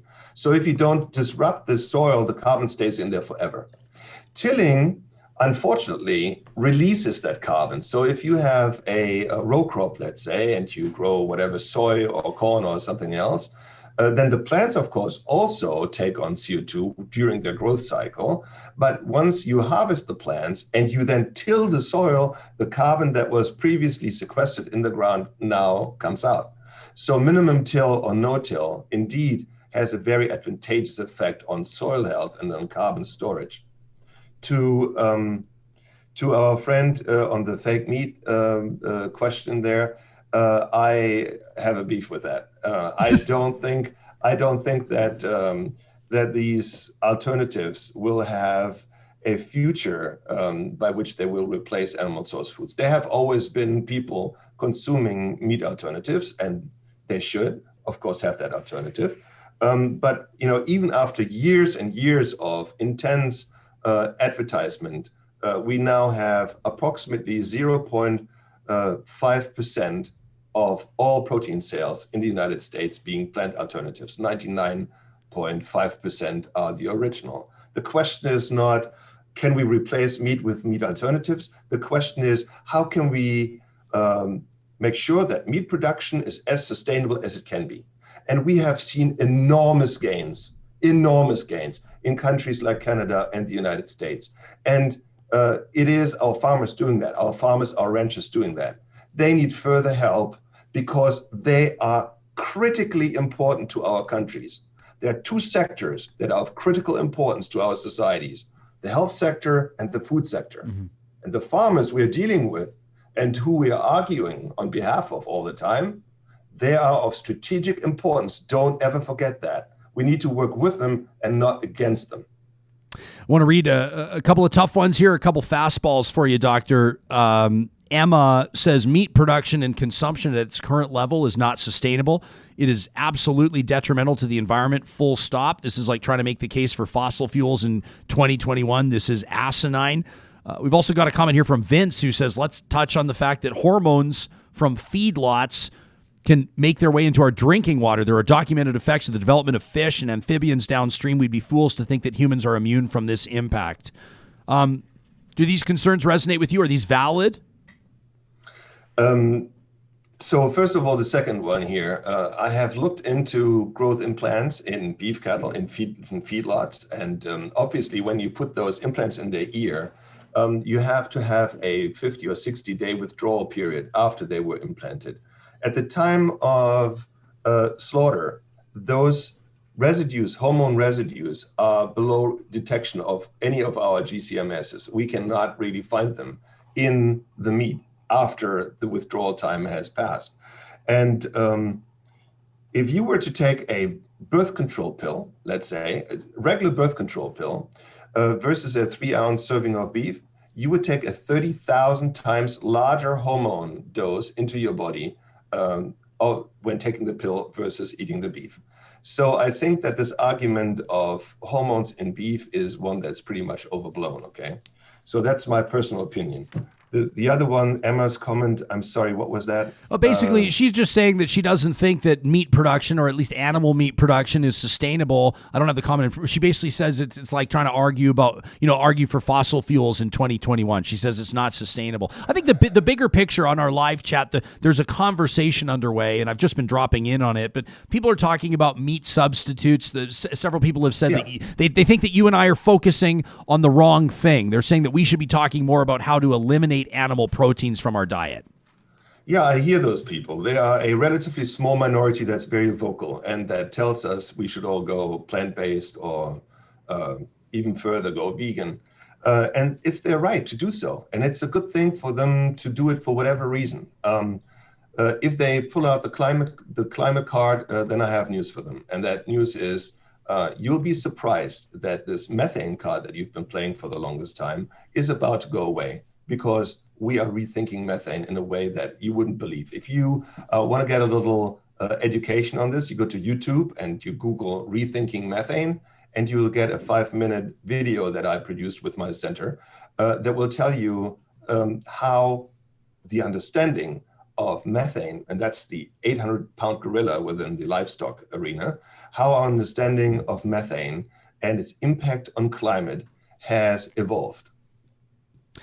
Frank, I'm nervous to ask you this question because this is from the same source that compared a cow to 1,000 liters of gasoline out of a car, which you told me is BS. So this is from the same presentation, so I don't know how you're going to feel about it. But if it's true, it was fascinating. They were demonstrating how cattle that had been fed, this had been monitored as part of a controlled variable scientific study, that the cattle that had been fed a certain type of red seaweed, they found that they had drastically dropped their methane emissions, and they were talking about the bigger picture. Now, I don't know about the sustainability of harvesting the seaweed or some of the implications ecologically or otherwise, but what are you noticing on the cattle feed front, and can you see that being a trend that would catch? So the vast majority of these feed additive studies to reduce what's called enteric emissions are done here at UC Davis in my department. And we have found several feed additives. We've studied a total of 100 feed additives. Of the 195 didn't work, but the 5 that did work showed reductions of anywhere between 10 to 50% of enteric methane. And that is a sizable chunk. That is a sizable chunk of methane reduction. So you feed a few grams of methane per ton of feed, few grams of feed additive per ton of feed. And it is remarkable how the methane generation in the rumen, which is this large stomach they have, is significantly inhibited. So there is not just a future. I'm absolutely certain that within the next few years we'll find that in the feed store, and I'm hopeful that it's not the farmers who are expected to pay the bill, but I'm seeing that many companies, food companies like Nestle and Starbucks and others, are partnering with farmers, saying we will buy those feed additives for you so that you can feed them to cattle to reduce the carbon footprint of what will become the product that we will sell.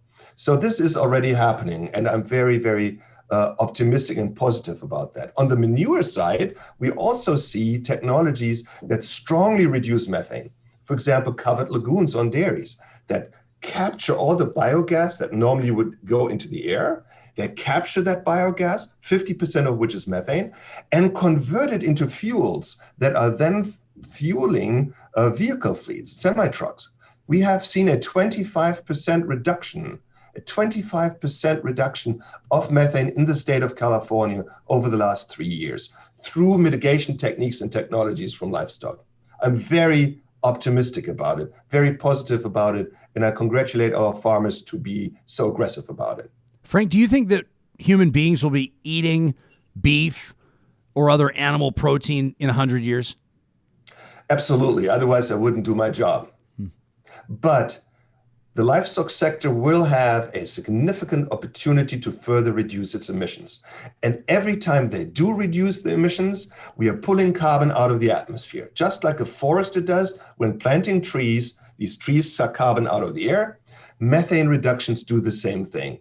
When we reduce methane, we reduce carbon emissions and we reduce warming.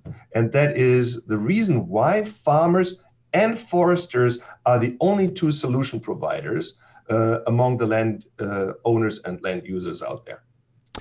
Dr. Frank Mitloehner, this is amazing. By the way, I wanted to let you know I've just got an email as we're talking. I got an email from the Canadian Cattlemen's Association, which is awesome, contributing to this conversation. They said they're thrilled to see you here on the show, so we appreciate you taking time out of your day. Professor and Air Quality Extension Specialist in the Department of Animal Science at the University of California, UC Davis, Department of Animal Science. Thank you for this, Doctor. We appreciate it.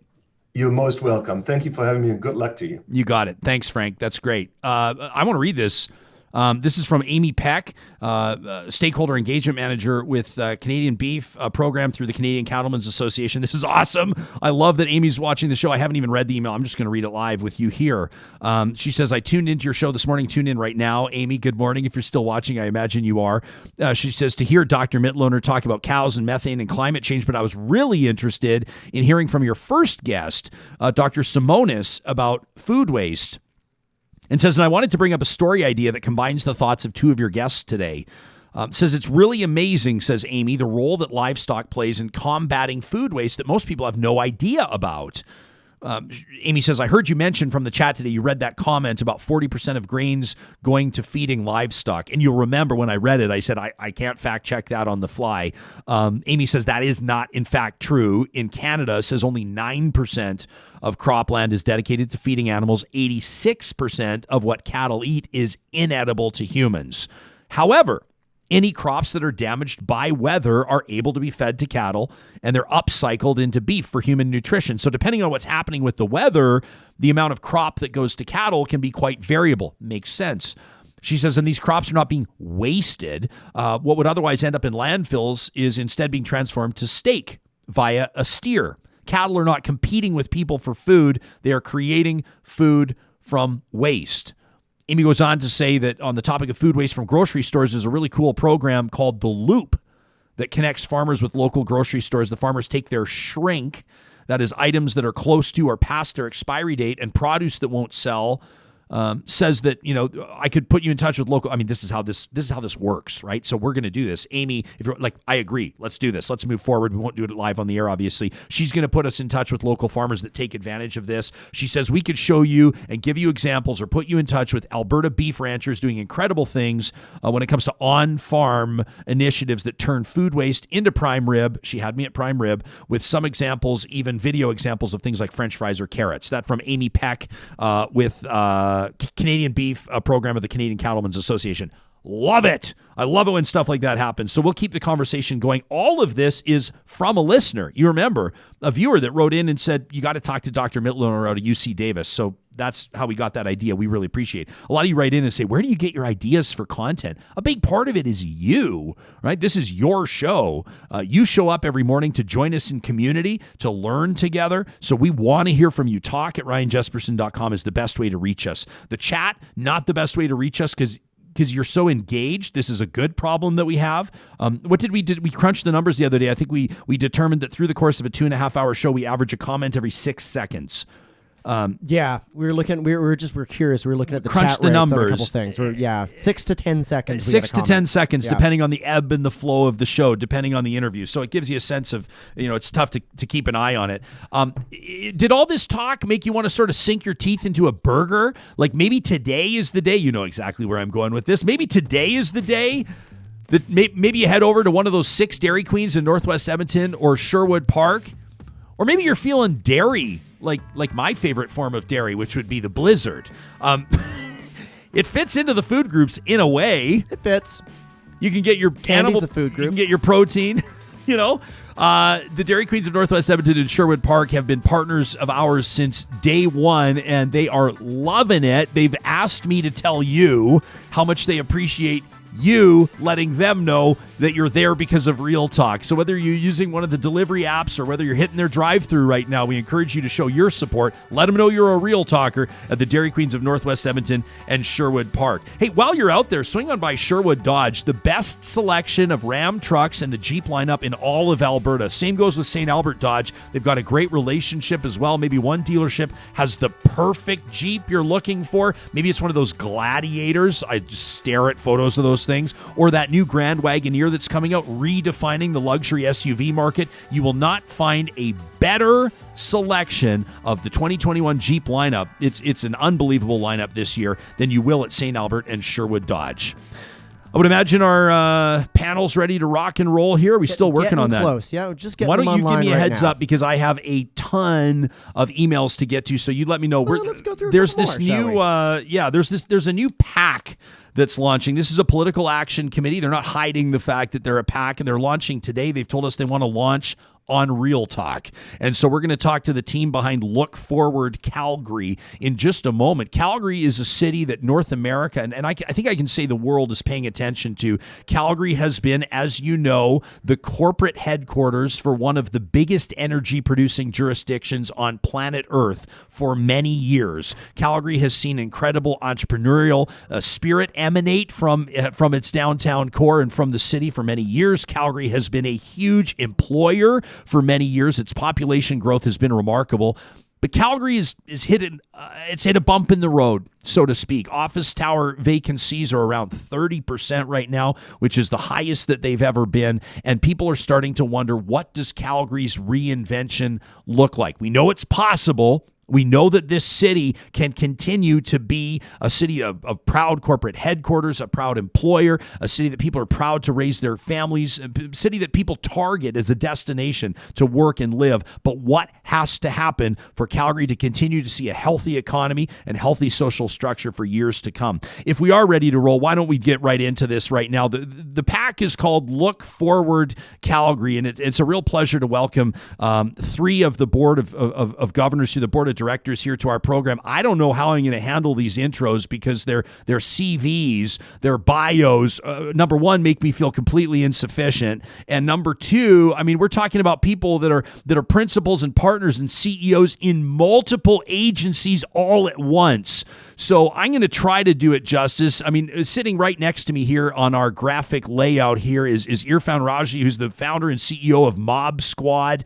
He's principal with Totem Capital Corporation. He's board chair with the Glenbow Museum, board member at the Institute for Canadian Citizenship. I mean, he serves as chair of the Heart and Stroke Foundation's Impact Fund Advisory Committee. Irfan, I got to cut the bio short or we're going to run out of time, but let me extend a very warm welcome to Real. Thanks for being here with us this morning on Real Talk. Thanks, Ryan. We really appreciate you making time for us and engaging in this discussion. You bet. I'm looking forward to what it holds. Next to you, easily sporting the biggest smile of the panel, at least early, is Darby Lee Young. Thrilled to have Darby on the show. Darby is one of Canada's top 40 under 40 for 2018, the founder and the principal accessibility strategist at Level Playing Field, a top 25 woman of influence in 2021, and the only person that I know that has a John Fluvog shoe named after her. Darby, I have like 6 pairs of Fluvogs. With apologies to our other guests, you might be the early favorite. Welcome to Real Talk, and thanks for being here. Thanks, Ryan. I really appreciate it. I'm happy to be here. Shelly, I'm nervous I'm going to mispronounce your surname. Do you say Cupers? Kuipers. All right, Shelly. Well, welcome to the show. The founder and CEO. Do you say Iovia? Yeah. Iovia is a new enterprise. You create new enterprise business models, which is really what we're going to get into here, for growth, focused on consumer engagement. You work with a global team of consultants. You've also founded Harris Kuipers, a direct-to-consumer lifestyle brand. You're focused on ethically sourced, sustainable clothing. Plus, you co-founded The 51, which is a feminist investment collective with the goal of uniting Canada's untapped female wealth. Welcome to the show officially. Thank you. Shelly, why don't we start with you? The introduction is fresh. Why are you part of this Look Forward Calgary initiative that's officially launching this week? Why was it important to you? It obviously seems like you got a lot on your plate, but you found time to fit this in. Yeah, Irfan was very convincing. So that's why I'm here. And, we're allies in the innovation economy here in Alberta and in Calgary specifically. So, I got involved. I really wanted to represent women in the innovation economy here in Calgary.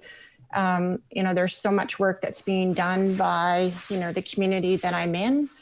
And I believe we can be a real force for change, sustainable change for the city. And so that's why I signed up. Darby, how about yourself? Why was this so important for you to make sure that you were available to serve in a leadership role? Yeah, sort of the same as Shelly. It was a big part of making sure that persons with disabilities also felt that they were really included in the upcoming election, and making sure that, our community, or my community, I should say, feels included, and that people understand that we want to be as involved as we possibly can, and want to make sure that persons with disabilities and what we need is also being heard. So I'm excited to help this conversation so that we can make sure that we are working towards an inclusive Calgary.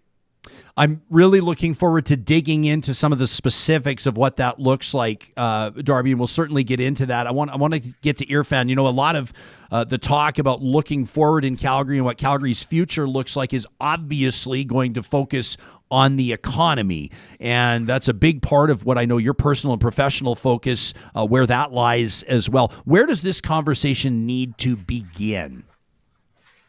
Yeah, well, Ryan, great question. A couple things to highlight. The first is, you opened the discussion talking about the fact that Calgary's hit a bump in the road. I'm fearful that it's actually worse than a bump in the road. I think that if you looked at what's happened to Calgary in the last 5 or 6 years, it's bigger than what other cities have faced. I mean, 2 oil price crashes and a pandemic, 30% office vacancies, the unemployment rate. It's pretty tough, but it's not just about the economy. We can't just bring GDP up. We have to bring all of us forward. So look forward is about really two things. One, objectives around building a resilient city that's inclusive, that's thriving. Like, that's the first thing. Like, we need a city that looks different than what we've seen in the past. And the second thing isn't just about what we're trying to do, but how we're going to do it. And so one of the things that I've noticed in the last few years is that our politics municipally have become much more angry, and there's much more vitriol. And we just can't scream and yell at each other and expect that that's going to be productive. The fact that there is a pandemic is not Nenshi's fault. The fact that there's low oil price and there's an oil price shock is not Jason Kenney's fault. But we get up and we scream at our politicians and think that that's going to be productive. And for us at Look Forward, it's about being diverse, about being inclusive, about bringing the city's voices from across the city together so that we can build a resilient, thriving, and inclusive Calgary. And we think that this upcoming municipal election sets the stage perfectly for those types of productive, collaborative discussions. So, Shelley, people are going to want to know right out of the gates. I mean, you identify this as a PAC, as a political action committee. There's no hiding that. There's no secret. It's quite obvious. People can check out lookforwardcalgary.org. So, is the group endorsing a mayoral candidate? Is the group going to simply seek to put questions in front of people so that doorstep conversations are meaningful? I mean, what's the mandate?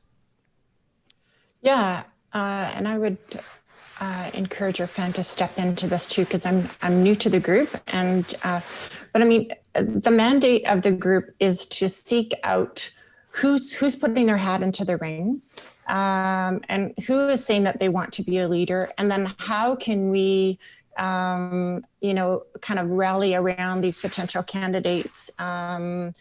And there's a movement that can be put behind these candidates. So how can we, identify the candidates that meet the things that Irfan just spoke about, which is thriving, resilient, and inclusive leadership. We see that that's the path forward. And so, how do we source, identify, and support and champion the candidates that kind of meet that criteria and meet that vision? I don't, correct me if I'm wrong, I'm a born and raised Calgary kid. I'd be mortified if I get this wrong, but Calgary's never had, a woman has never served as mayor in the city of Calgary, correct? Correct. Yeah. I'm just taking a look right now. The great work by the team at The Sprawl, at sprawlcalgary.com, and they're doing a great job of staying on top of the candidates and who's running for mayor. So far, I see that Grace Yan is running. Obviously, Jody Gondek, the current city councilor, has thrown her hat into the ring, which would be interesting. Let me ask the women that are joining us this morning first. No offense to you, Irfan, we'll get to you. But Darby, what does it mean to you? First of all, to see women in the race, I would say Councillor Gondek would be a strong candidate, but what would it do to the city, first of all, to have a woman leading council? Ryan, I think that would be fantastic. As much as, somewhat of the different industries, we talk about being an old boys club aspect. Having women step up and try and lead, that also makes us and opens the door to being more inclusive and sort of gives us a different light that women can shine. Not to say that anybody that is a qualified candidate can definitely run for mayor.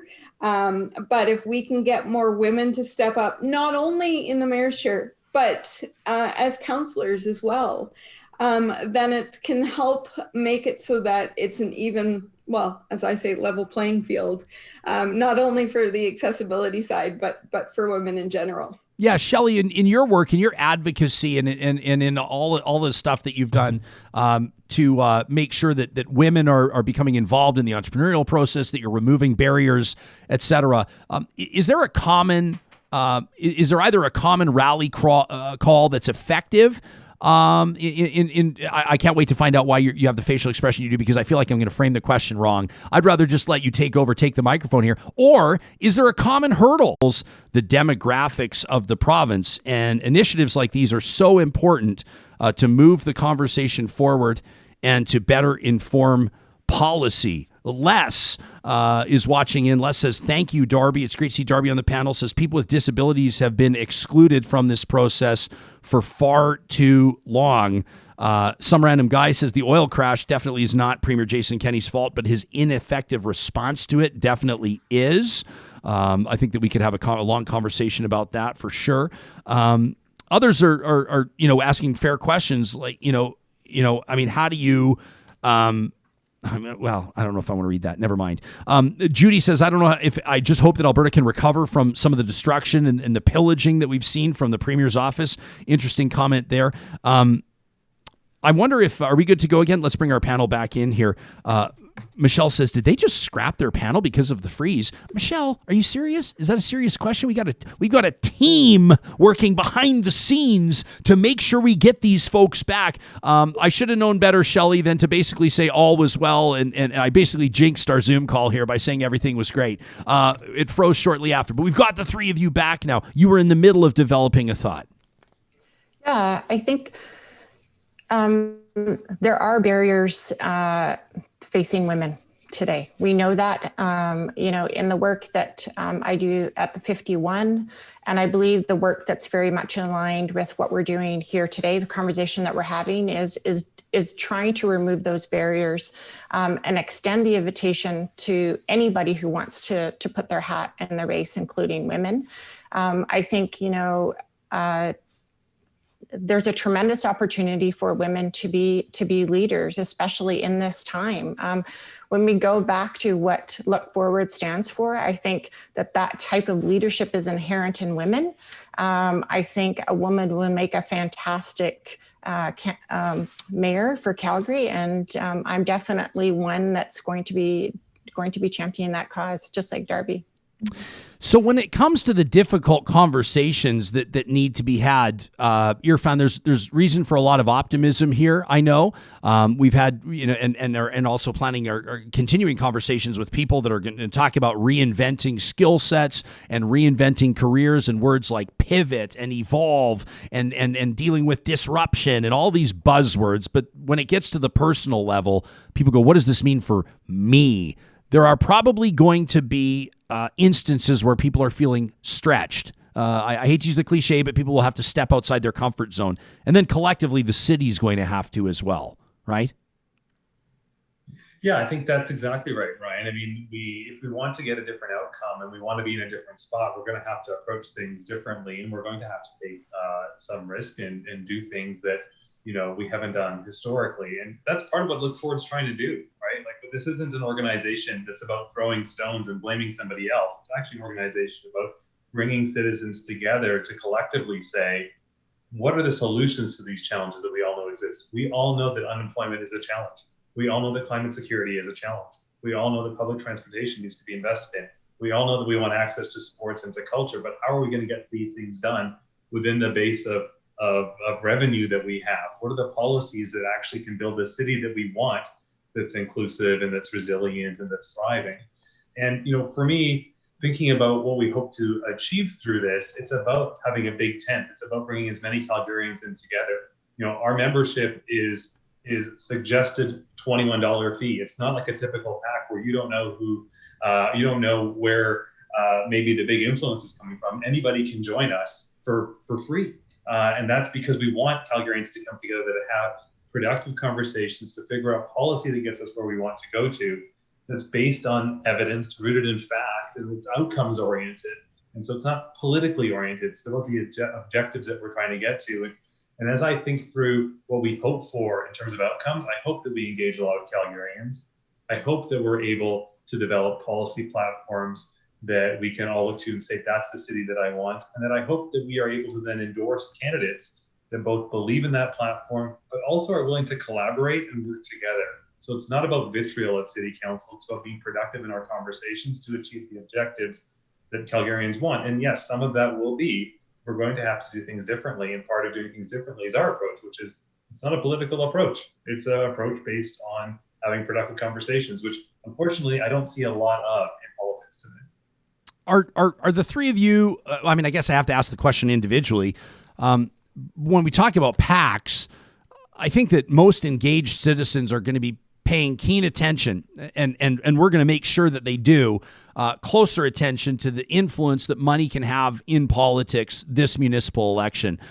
Rules have been changed. There's provincial influence here. There's going to be big money, and there will be preferred candidates, or in some cases you may describe them as appointed candidates.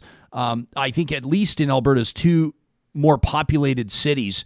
I'm trying to determine, based on the looks on your faces, who might have the strongest opinion here. Darby, I just can't ignore your smile. I want to keep talking because you just appear to be so positive. But this is not a positive scenario in my mind. Can I? Now you're trying to be all serious. Oh my gosh, I adore this. How are you feeling about? I'm going to ask all three of you this question. Are you concerned about money? I mean, here you guys are. You guys are a pack. But I mean, are you concerned about money in politics or outside influences? Darby, I'll ask you first.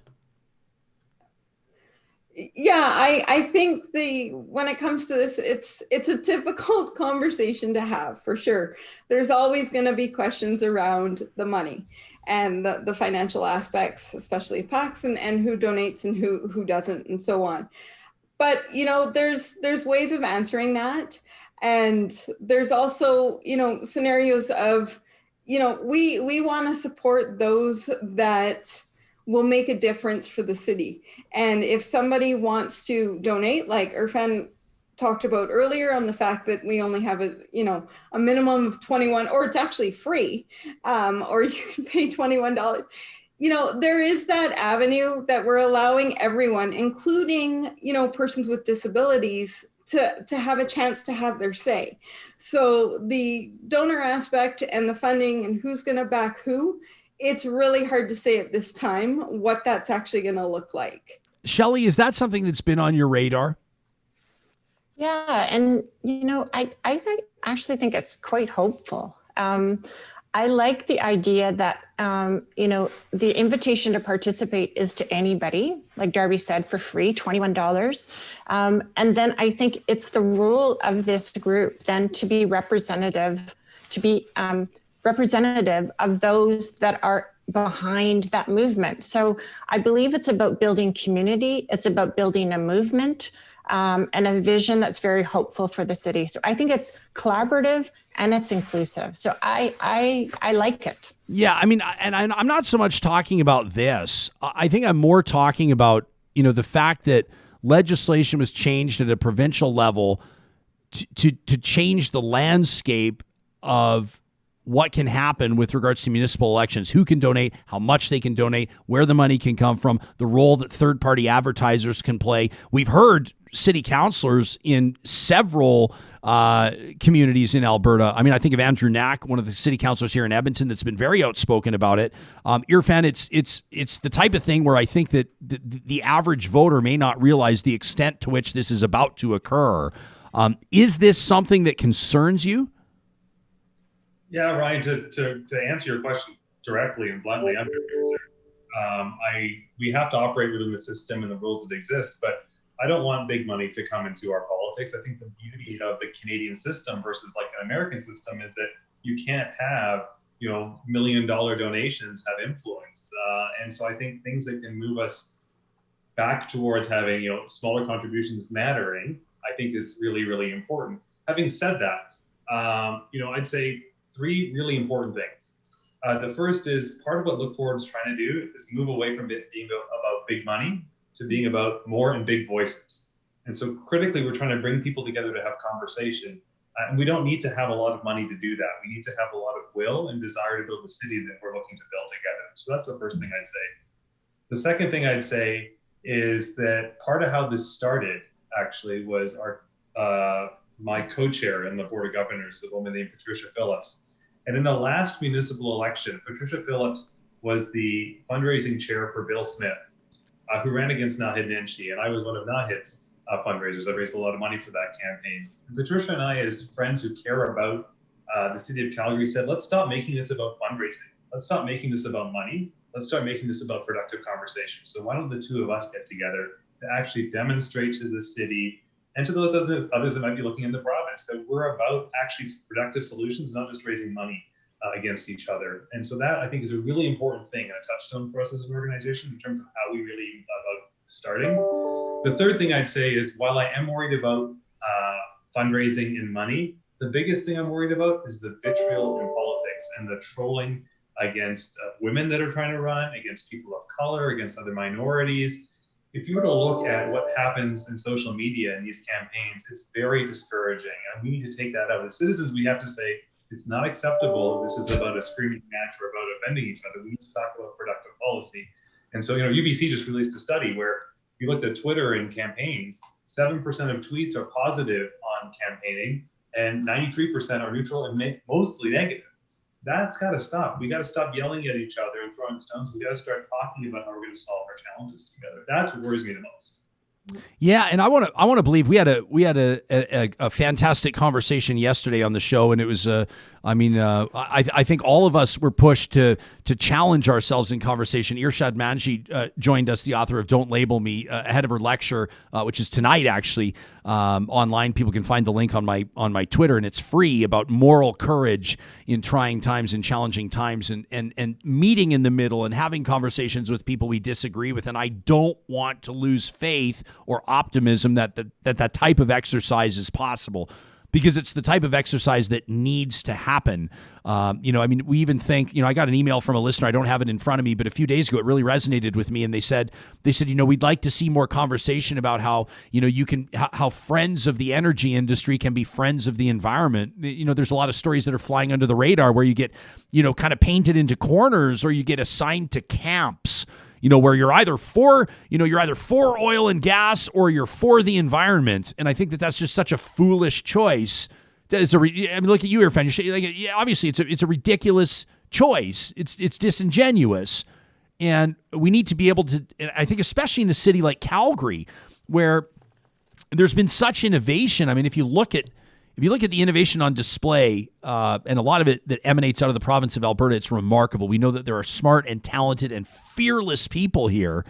And I think that, when you talk about finding kind of a common goal, which may be looking forward Calgary, which is what this pack is all about, it's possible, but we are going to have to, I think, indicate en masse that we do not accept the tone of dialogue that we see now in public and from our elected officials.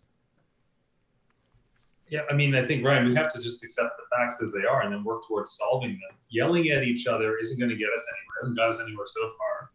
And so, unless we do something differently, we're not going to get a different outcome. And, there are some negative facts. Like, it's probably true that the fire department is racist. There's been a ton of reporting on that. We've heard that the police department is misogynistic. Are we comfortable with these things? Are we comfortable that the rest of Canada and the world looks to us and sees these things about our city? I am not comfortable. I'm not going to get up and scream and yell about it. I'm going to think about, how do we productively solve these challenges? Because I don't think that the chief of police or the chief of the fire department wants that for their organization. I don't believe they're bad people. I just think we have to work with them to figure out how we get from where we are to where we want to be. I think it's a false choice to say that it's either oil or climate security. How climate secure is it to replace Alberta oil with Middle Eastern oil? I don't see the logic in that. I see wars that are created. Tell me the environmental and carbon footprint of a war.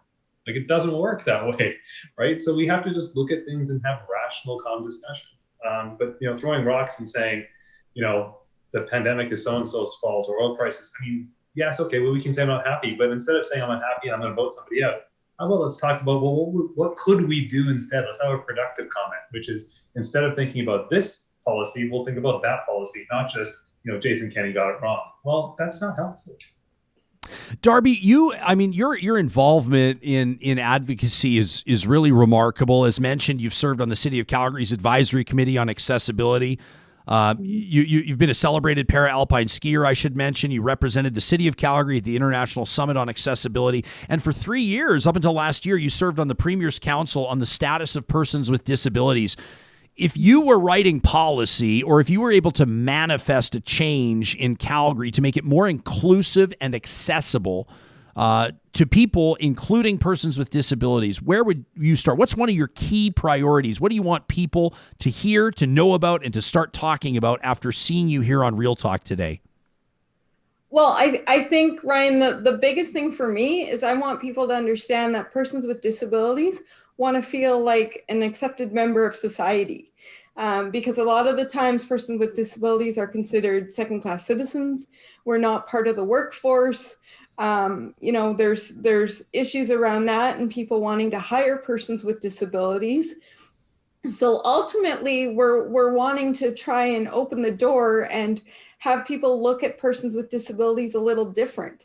I like it better when I go down to the States. I'm not going to lie. I get treated differently than even going to a shopping mall here. I get stared at. Really? Oh, yeah. So people just it's just the way we're raised. And so I would love to continue to have the conversation about explaining how persons with disabilities can be an equal member of society and can make a difference. If we look back to see of everything that I've done, I haven't done that necessarily all myself. I've had quite the support behind me, but it's also showing people that it can happen. Just because I walk funny doesn't mean that I can't hold a job or be part of city council or be in the mayor's office or any of that. We've got to realize that every individual needs to be treated as an individual, whether it's disability or color or anything, and that have equal opportunities. So having Look Forward open it and make it so that any member can be a part of it is huge, because then that allows people like myself to continue this conversation and have it matter when we need it most at City Hall, where we've got leadership, and City Hall needs to take the lead on this and supporting every member of society. Darby, it's such a good point you make. I want to circle back, and this is not the entire point of what you just said. I'll recognize that. But it's so interesting for me to hear you say that you get treated better in the United States as a person with a disability in Canada. And then you say it's the way that we're raised as Canadians. Typically, as Canadians, we walk with a bit of a swagger, don't we?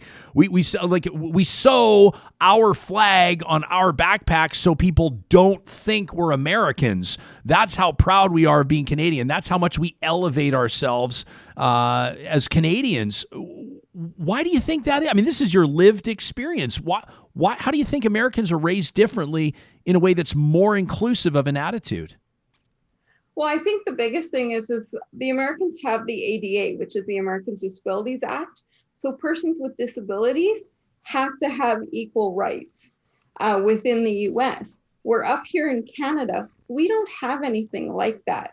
We've got the Accessible Canada's Act that is starting to roll out, that started in June 2019.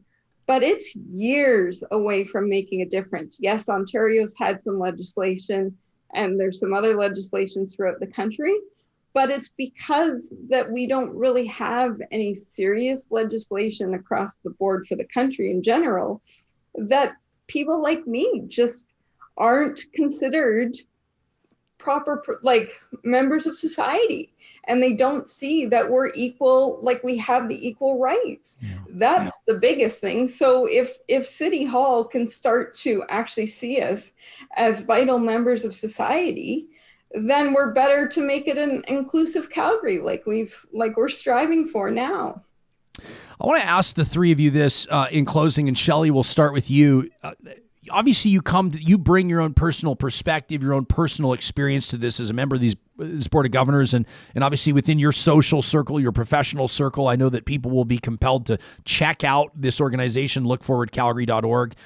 What's one thing that you would say that and you can be as specific or general as you like, obviously. What's one thing that you would hope to contribute to this that you would say at the end of the exercise, let's say, the day after the municipal election this October, you can look back and say, my involvement in this PAC was a success because we effectively addressed this? Yeah, I love that question. I would say that women's participation in municipal politics in Calgary was increased substantially. We had a material impact on that. we're so far away from gender equality, and we were doing some research the other day at 51, and it's like 110 years away. So we have so much work to do. And I think if this organization can be part of, and if I can contribute that gender perspective around, women fully participating in politics, women fully participating in the economy, there's just so much to be gained by doing that. And so that would be my goal from this exercise. Darby, how about you? I mean, I think you've certainly given us a pretty clear idea of what one of your top priorities is going to be. But looking back, how will you deem this to be a success? I think for it, deem it a success would be the fact that we've had these conversations and that we've continued to strive to make our buildings more accessible and that we're welcoming people with different disabilities in different aspects. That'll be the topic for me, and making sure that all the members are talking about us too, even if it's slightly, at least like Joe Biden mentioned persons with disabilities. So if we can get our city to talk about it too, that's what'll be a major impact for me. All right, Irfan, we're going to give last word to you, my man. How will this be deemed a success in your eyes? Well, thank you, Ryan, for the question. And again, for having us on. We really appreciate it to launch. Look forward here today. And to me, success is first that we build on the work that we've already done today, which is a lot of research, a lot of engagement with Calgarians, that we build the membership, that we build a platform that we can point to that's based on evidence and actually is rooted in outcomes. And, that we have a council, to Darby's point, to Shelley's point, that represents Calgary, that's truly diverse.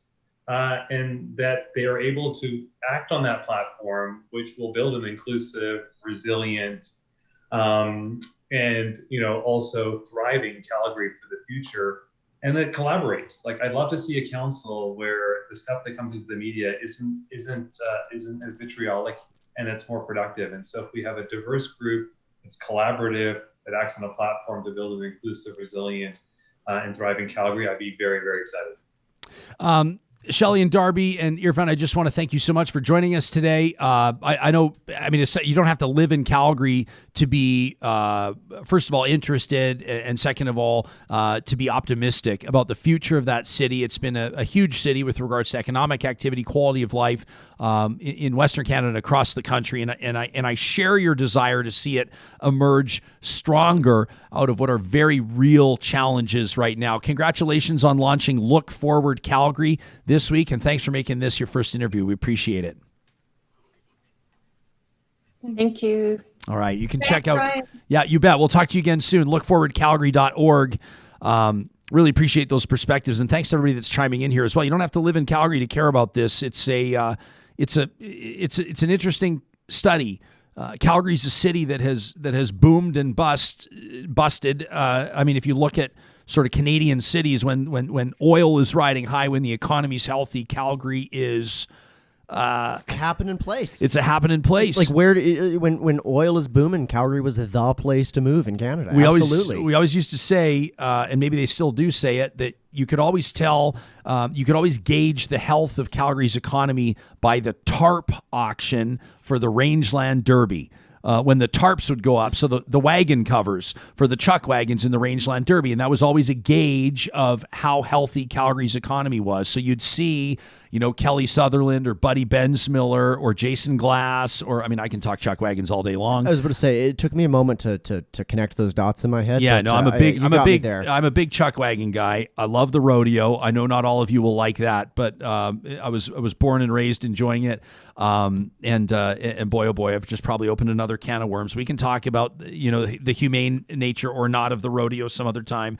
And I'm wide open to the conversation, but in the tarp auctions, you'd see people, when oil was at $120 a barrel, companies would pay $100,000, $120,000 to have the king, Kelly Sutherland, drive the wagon with their tarp on it. Right. And then when when oil's down and when the economy's suffering, you'll see tarps go unclaimed, or tarps will go for like $5,000 or $10,000.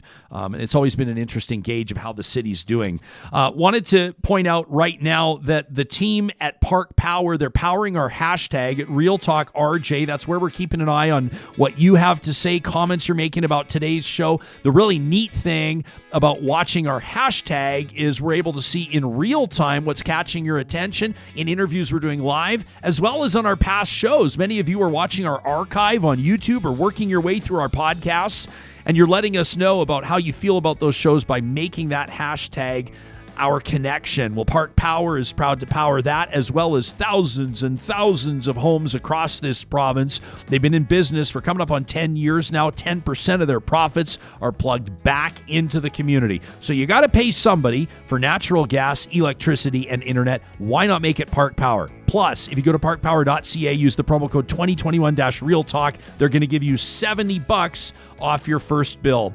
I love getting a few more emails today. I even saw a note in the chat as well. One of you said, Jespo, my Clean Air Club furnace filters just arrived. And of course, many more of you have taken advantage of that opportunity to check out cleanairclub.ca. Let them know what size furnace filter you need. And then, of course, just wait. You don't wait long. These furnace filters show up on your door, sometimes same day, you've been telling us, sometimes the very next day, and then they keep you on schedule. So you save money and you breathe easy. Make sure you send us a photo when your Clean Air Club filters arrive. Also wanted to give a shout out today to the team at Kubi Energy. We're so proud to be partnering with them on Positive Reflections. The first show of every week, we read your emails, your stories that have brought a smile to your face. We show the videos and the photos that made you laugh. We love it. You can send them in to us, talk@ryanjesperson.com. Make sure you tag Kubi, K-U-B-Y, or Positive Reflections in the subject line. Kubi's in business across British Columbia and Alberta doing solar installations, residential, and big commercial projects.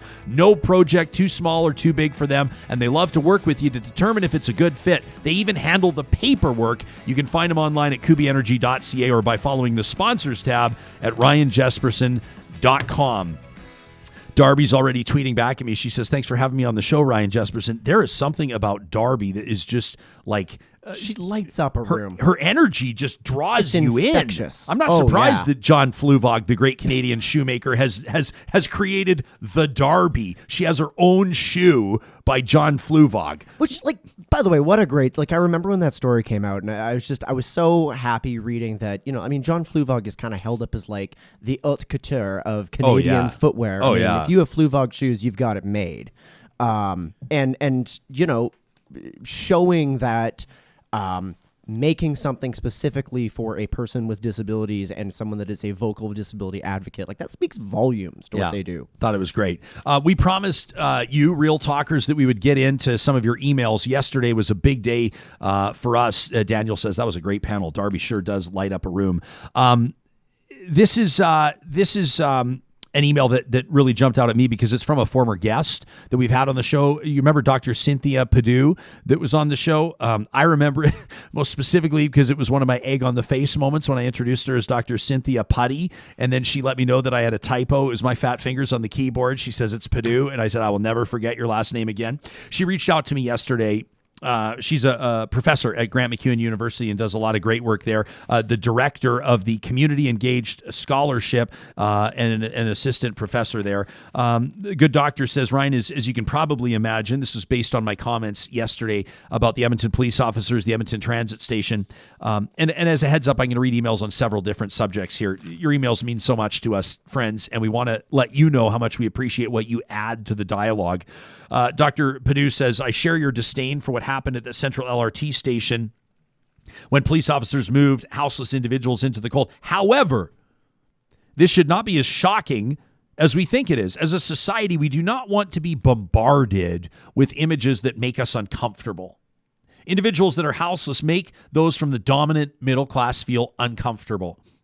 Take the Camp Pekawiwin this past summer. You know, the main reason there was outrage is because it was prominently displayed in full view of the entire city, just outside the ballpark. If you don't know Edmonton, it was a community of, I would say, 150, 200 tents. Would you say approximately ish? Yeah, I can't remember the exact. It was numbers, like it was around 200. I like seem to recall. Self-policed. right? Yeah, The Bear Clan Patrol was there, and there were others, and there were some social services that were being... robust cast of volunteers helping out. Volunteer nurses were down there. Yeah, I know quite a few people that were part of that. Yeah, as well. so it was kind of brought the community together. Not everybody loved it.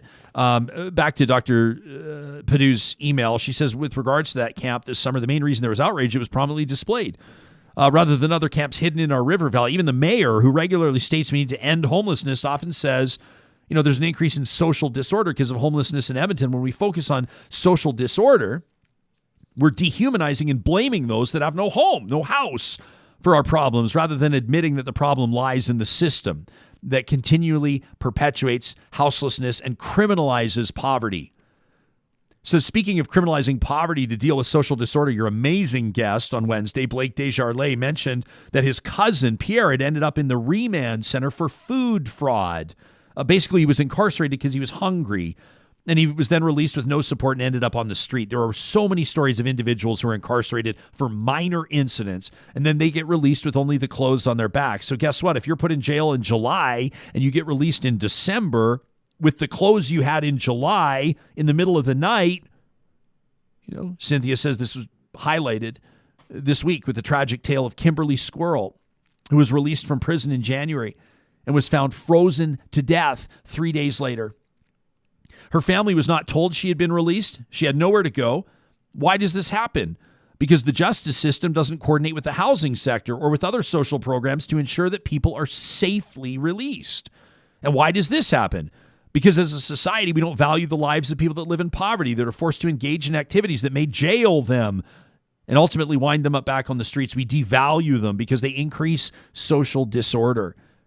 Until we as a society value the lives of those that do not fit into what we deem as successful or worthy, we will continue to see those living in poverty being treated the way that the people at the Central LRT station were treated.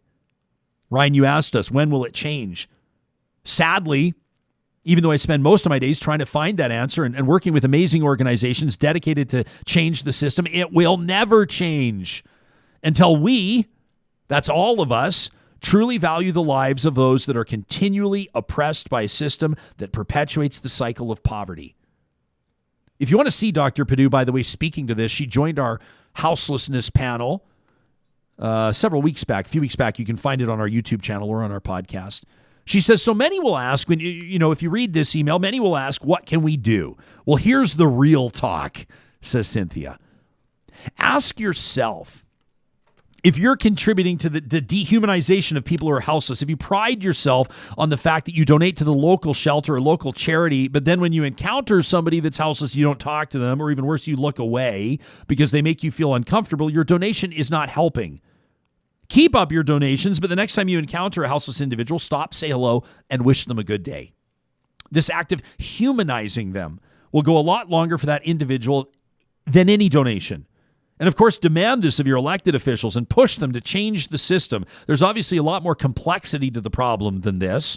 But if we can all start here and treat everybody as human beings, then maybe things may start to change. In the meantime, says Dr. Padu, keep fighting the good fight and bring these important stories to light. Thank you for that. I love this from Caleb. Caleb said, you've had some interesting shows on Real Talk in the last few weeks, especially the segments on electrification, climate change. It seems to me, this is the email I was looking for earlier. This is the one I was looking for. I knew it was in one of my piles, Sam. Here it is. Caleb says, it seems to me there are loud voices on two sides, one toward renewables and the other toward oil and gas preservation. And the main arguments all leaned at demonstrating that alternative energy sources cannot adequately power our frigid and modern life. I tend to agree, and I wonder where the people are that are arguing for the reduction of consumption as a solution.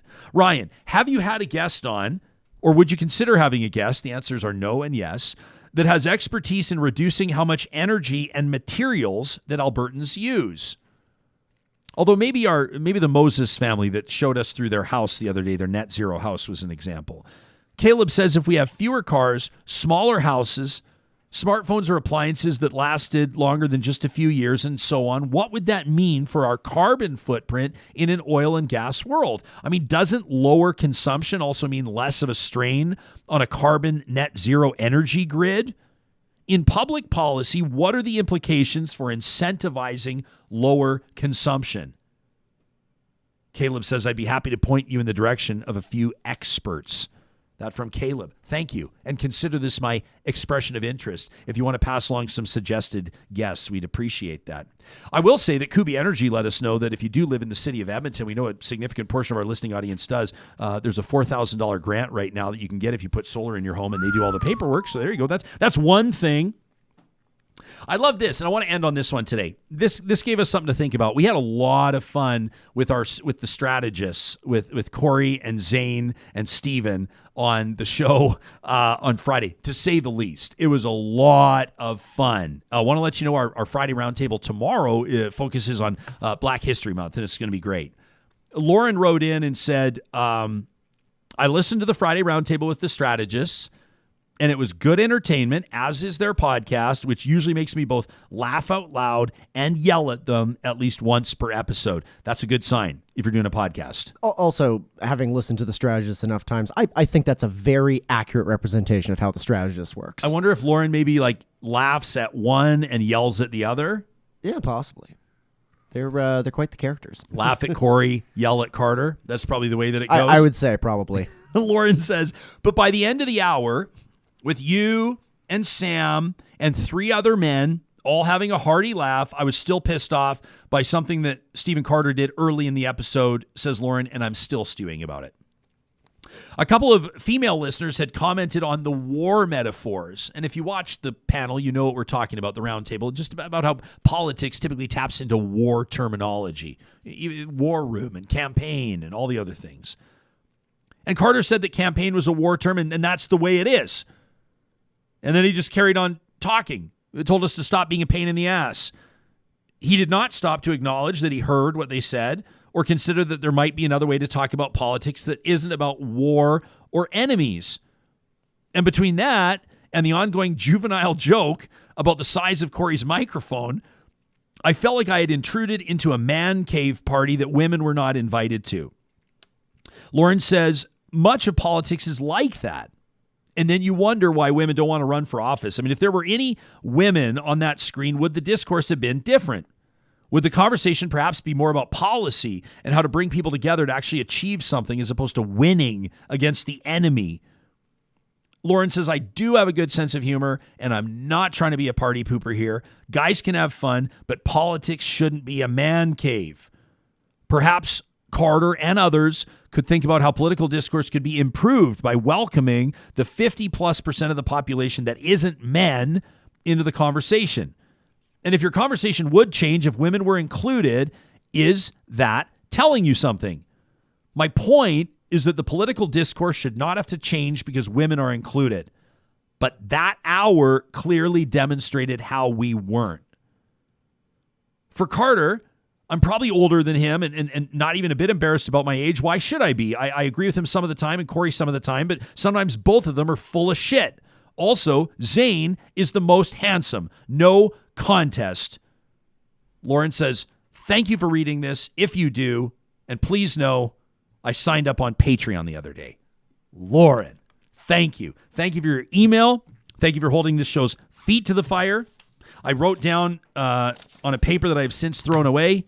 This gives you a sense. I described, I did an interview with a magazine yesterday. There's going to be an issue coming out in May. We're excited. That's going to feature real talk in our journey. And she said to me, how do you manage everything? And I said, I don't. And she said, what's it like between your ears? And I said, it's like a fireworks show all the time. So I think it was Robin that said this earlier in the chat. And again, the show's called Real Talk, so we're gonna keep it real. I think it was Robin earlier in the chat that said, you want to know what I would change about this show? I'd like to see fewer white men. And I kind of went, okay.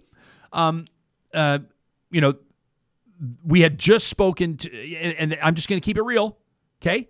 This is all over my radar in booking the show.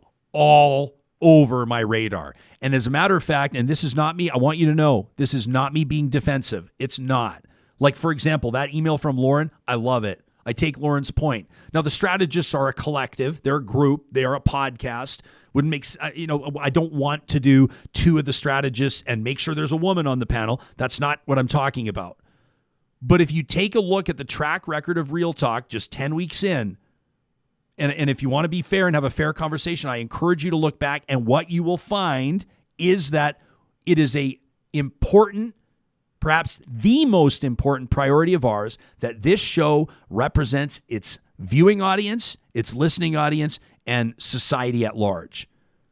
And, I think it was Robin. Robin's message came in today. And I feel a little bit weird talking about a guest this way, but just to point out, our first guest this morning is trans. And the comment came in right after that. Like, I'd like to see fewer white men. And I kind of went, well, that's kind of interesting, because I don't see a lot of, our guest this morning, Juniper, was not on the show because they are trans. That was not the point, Dr. Simonis. But they happen to be. And I think that if you look back, you'll see that this show has made really meaningful efforts to ensure that female voices are heard, that voices of persons with disabilities are heard, that people from different socioeconomic backgrounds, from people from different religious backgrounds, we really do make an effort. And I guess all I'm saying here, and again, I want to say that this is in a positive and loving spirit that I'm saying this, it is a priority of ours. And we appreciate you pointing these things out. There are going to be some old white dudes on the show. I'm getting into that territory myself, quite frankly. But if we want to talk about representation of society, it's important to us that all voices are heard. And so here's the challenge that I'll put to you. If you feel like a voice is not being heard, like we're getting lobbied right now, I want to talk about it because it's kind of funny. It's like endearing and wonderful and a little bit funny that many of you are writing in about one particular guest you want me to have on the show. You want me to have Les Landry on the show because he's a citizen that's doing amazing things to confront and address some of the challenges around people living in poverty in the province of Alberta. Like, I probably get like 15 emails a week about Les, which is both funny and also telling to me that this is a story that we want to cover because people are eager to hear that. That's one example of 1,000 where, and you've seen a couple examples of it even on the show today, where we book guests based on audience suggestions. So if you feel like a perspective is not being presented on this show, whether it's somebody saying living a more sustainable lifestyle, living off the grid, whether it's a person of color talking about barriers to people getting into politics, whether it's someone from a gender minority that's talking about maybe what language that we use, that can be harmful or that can act as a detriment to society evolving or bettering itself, whatever the case may be. Conditions on First Nations reserves, water quality. I mean, I'm literally right now going through actual real emails that we've received in our inbox. You are a part of making this show better and ensuring that this show represents its audience and the priorities of its audience. Another great way for you to get involved is by taking part on a weekly basis with our question of the week presented by Y Station. This week, we're asking you about one subject that matters. The next week, it'll be a completely different subject that matters. So we may be talking about coal, or we may be talking about cryptocurrency, or we may be talking about budgets. But we want to know what you think, and we go over these top-line reports. Our Patreon supporters have exclusive access to these top-line reports. You can find more at ryanjesperson.com, and it's how we gauge where our audience is at. And we're so grateful for that, and we're so grateful that you continue to keep in touch with us and encourage us to make this show the best that it can be. A big reason why this show is growing every single day, of course, is because of the sponsors that have joined us on our journey, and that includes the team at Alta Moving and Storage. We're getting out of the Arctic tundra type temps in our neck of the woods and across Western Canada. And if that means that you're going to get serious about a move, they're the ones you want to make your first call. They've got these pod style containers. This is the new way of doing it. No longer does the moving truck show up. Everybody's panicking because you only have it for a certain amount of time and you're blocking the street and the neighbors are upset and you're all stressed out and it's just making the whole experience one that you're going to regret. That's what Alta Moving and Storage is all about. They take that stress, they just whoosh, be gone. They park that pod-style container at your place. You fill it up at your leisure based on the plan that you've devised with them to best fit your situation. They provide the labor if you need it, and even long and short-term storage solutions along the way. You'll find the team at Alta Moving and Storage under the sponsors tab at ryanjesperson.com. And that's also where you'll find Westworld Computers. If you need to upgrade your gear, your phone is slow, the software updates, I mean, geez, you know it's time to replace it. But it's not the time for you. Maybe you've been out of work, maybe money's tight. Westworld wants to work with your budget, and that includes their lineup of gently used, refurbished, re-warrantied products from the Apple Watches and the iPhones all the way up to the iPads, the iMacs, the MacBook Pros. They've got a lineup of gently, pre-owned and refurbished gear ready for you to check out. That is another Thursday show. Tomorrow's going to be a good one. As mentioned, the panel that we have lined up, I am so excited for our Friday roundtable. That's from 9 to 10. We'll focus on Black History Month, but we're going to take it from 3 different individual angles. What does it mean to Andrew Parker, to Eric Domond, and to Semhar Tekest? That's coming up tomorrow on Real Talk at ryanjesperson.com, 8:30 Mountain Time. In the meantime, we'll see you on Twitter. We'll talk to you soon.